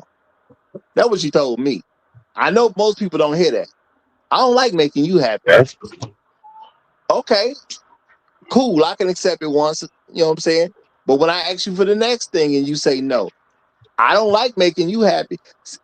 I mean, if you really love a woman or you really even have a highlight to a woman and you're around her and she asks you for something, do we really say no? No, you like her. So it's no big deal. It's no big deal because you like her. Now I got to deal with a person who don't like me and I'm supposed to be cool with that. No, I like messing with the women that like me. Okay. And I know that's hard for people to really conceptualize, but I'm telling you, that's a real thing for me. I like the women. When they say like the women who like you, a lot of times they just talking about surface level stuff. But if you actually like the woman who actually likes you, you get a woman that wants to make you happy. You already want to make her happy because you're messing with her in the first place. That should be a reciprocal thing. So my thing is I don't have to ask or argue with a woman about a bunch of stuff if she actually likes me. Baby, you can't wear that because I ain't going out. You know what I'm saying? I ain't going, something got canceled. I mean, I got to do something at work or whatever. I ain't going with y'all, so you can't wear that outfit. You know what she going to say if she likes me? Okay, I'll get something else then. Now, maybe she could wear something a little bit more sexier because you're going to be with her the whole time. You know, and I'm going to say shout out to Lurch Squad. He say, so you selling, Roger? If you didn't marry your high school sweetheart, you are settling. Men settle, Lurch Squad. Women cannot settle because they're not going to take care of the man. The men settle because we're going to take care of the woman. If you are not with your high school sweetheart, you are settled. And see, we as men, we don't want to accept reality because we're told that you're supposed to feel some type of way or it makes you less of a man. No, I can't be with any woman today and it's not settled. Because are you with the first girl you liked? Because if you're not, you settle. That's the reality of settling. So when people even say stuff like that, it ain't even supposed to mean nothing to you as a man because at the end of the day, now shout out to you if you with the first girl you ever liked. Shout out to the brother who did that. Somebody did it here or there, But if you're not with the first girl you ever liked, you settle. You settle for something that was decent enough for you at the time. Is it something wrong with settling though? I'll settle for a woman who's attractive enough. I'll settle for a woman who likes me enough. I will settle for a woman who respects me enough. I will settle for a woman who's an asset to me enough. Yeah, I'll settle. I ain't got no issue with settle. What's the big deal with settle? Okay? Because, I mean, let's keep it real. I mean, I'm not finna be with Janet Jackson. You know? You ever have a crush on a woman when you was a kid? I ain't finna be with those women, so I am settled. It is what it is. Settle down. Settle down. You know? What the thing is, as men, we shouldn't even look at settling as a bad thing. That's what you're going to do. You know, it's very rare men that actually end up marrying the first woman that they like. As a man, that's your job. You're going to settle. If you're going to actually be with somebody in a marriage situation, you're going to settle. Because you're not probably going to be with the first woman you like. And usually because you got television and whatnot going on, now you got social media added to it, you ain't going to be with the woman you like, for real. You know? I'm not with Thelma from Good Times, so I'm definitely selling. Okay. You know, there's a couple women out there that I liked when I was growing up. I ain't with them. So it is what it is, man. Yeah, I'm selling. Okay. And my wife gonna have to be cool with that. And if she's not, that's not a woman I need to be with. If she can't understand that I settle for her and be cool with it, then I don't need to be with her. I understand everybody want to be first choice. I didn't even know you for you to be my first choice. So I had settled for you. Now, either you like me settling for you or you don't. All right? But y'all, we are about to hit the 3-hour mark, so we about to close it up because we do a 3-hour show if y'all don't know. So I'm finna get y'all closing statements right fast. So Great Black Reset, closing statement you want to make?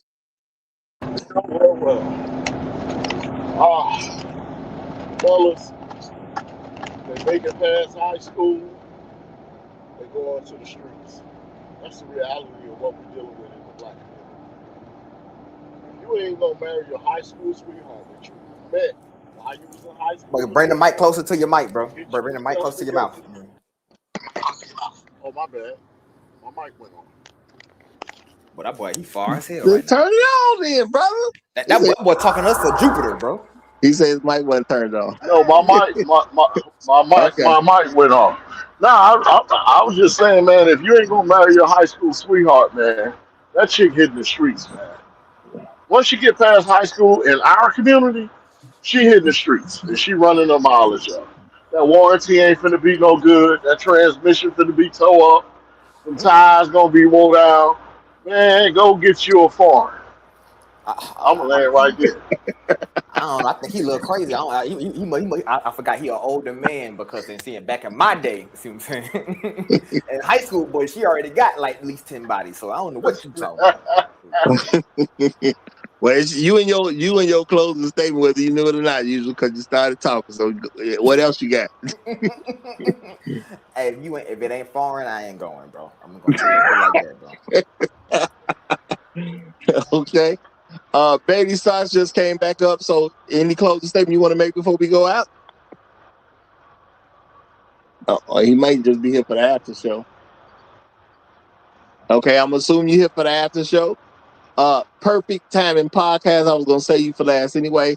And y'all, Perfect Timing Podcast does have a channel. So if you want great conservative talk, I advise you to go over to where he is. You know what I'm saying? It's all and also shout out to Inspired to Broadcast who has the channel. And y'all see he's been putting in a lot of good work. He's been putting a lot. Hell, you know what? You do got a channel now too. Hey, if y'all got channels, I'm gonna tell you, y'all need to start promoting y'all channels when y'all up here or at the end of the show. Promote your channels, okay? Promote your channels if you a regular guest, not you non-regulars, but you regular guests. Yeah, promote your channels, okay?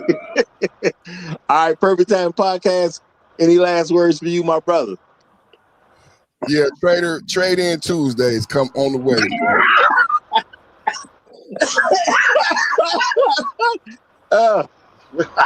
That is hilarious to me. I ain't gonna lie, that's hilarious to me. I might actually do it. Shout out to Perfect Timing for the great ideas. All right, y'all. We gonna wrap it up. But it's been great. If you don't know about the Roger Report Live, we do this at 9 a.m. Chicago time. Not where you at, okay? Unless you in Chicago. 9 a.m. Chicago time.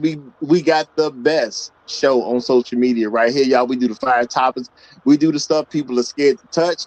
We do anything that is the right thing to do. So, hey, you actually can go through the channel right now and look at some of the old stuff right now to see what I'm talking about. You ain't got to stop listening to the Roger Report Live just because we finna stop right now.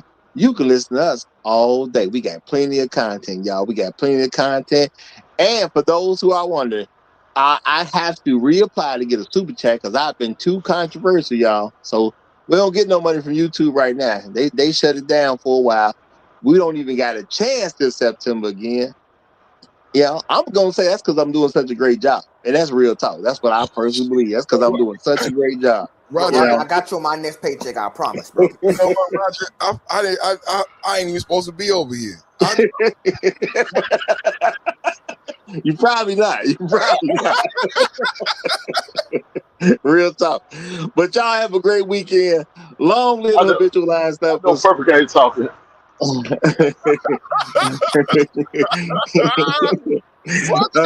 In trouble. No, don't tell them that. Don't tell them that. But y'all have a great weekend. Long live the habitual line steppers. I'm Roger. I'm right. And I'm out.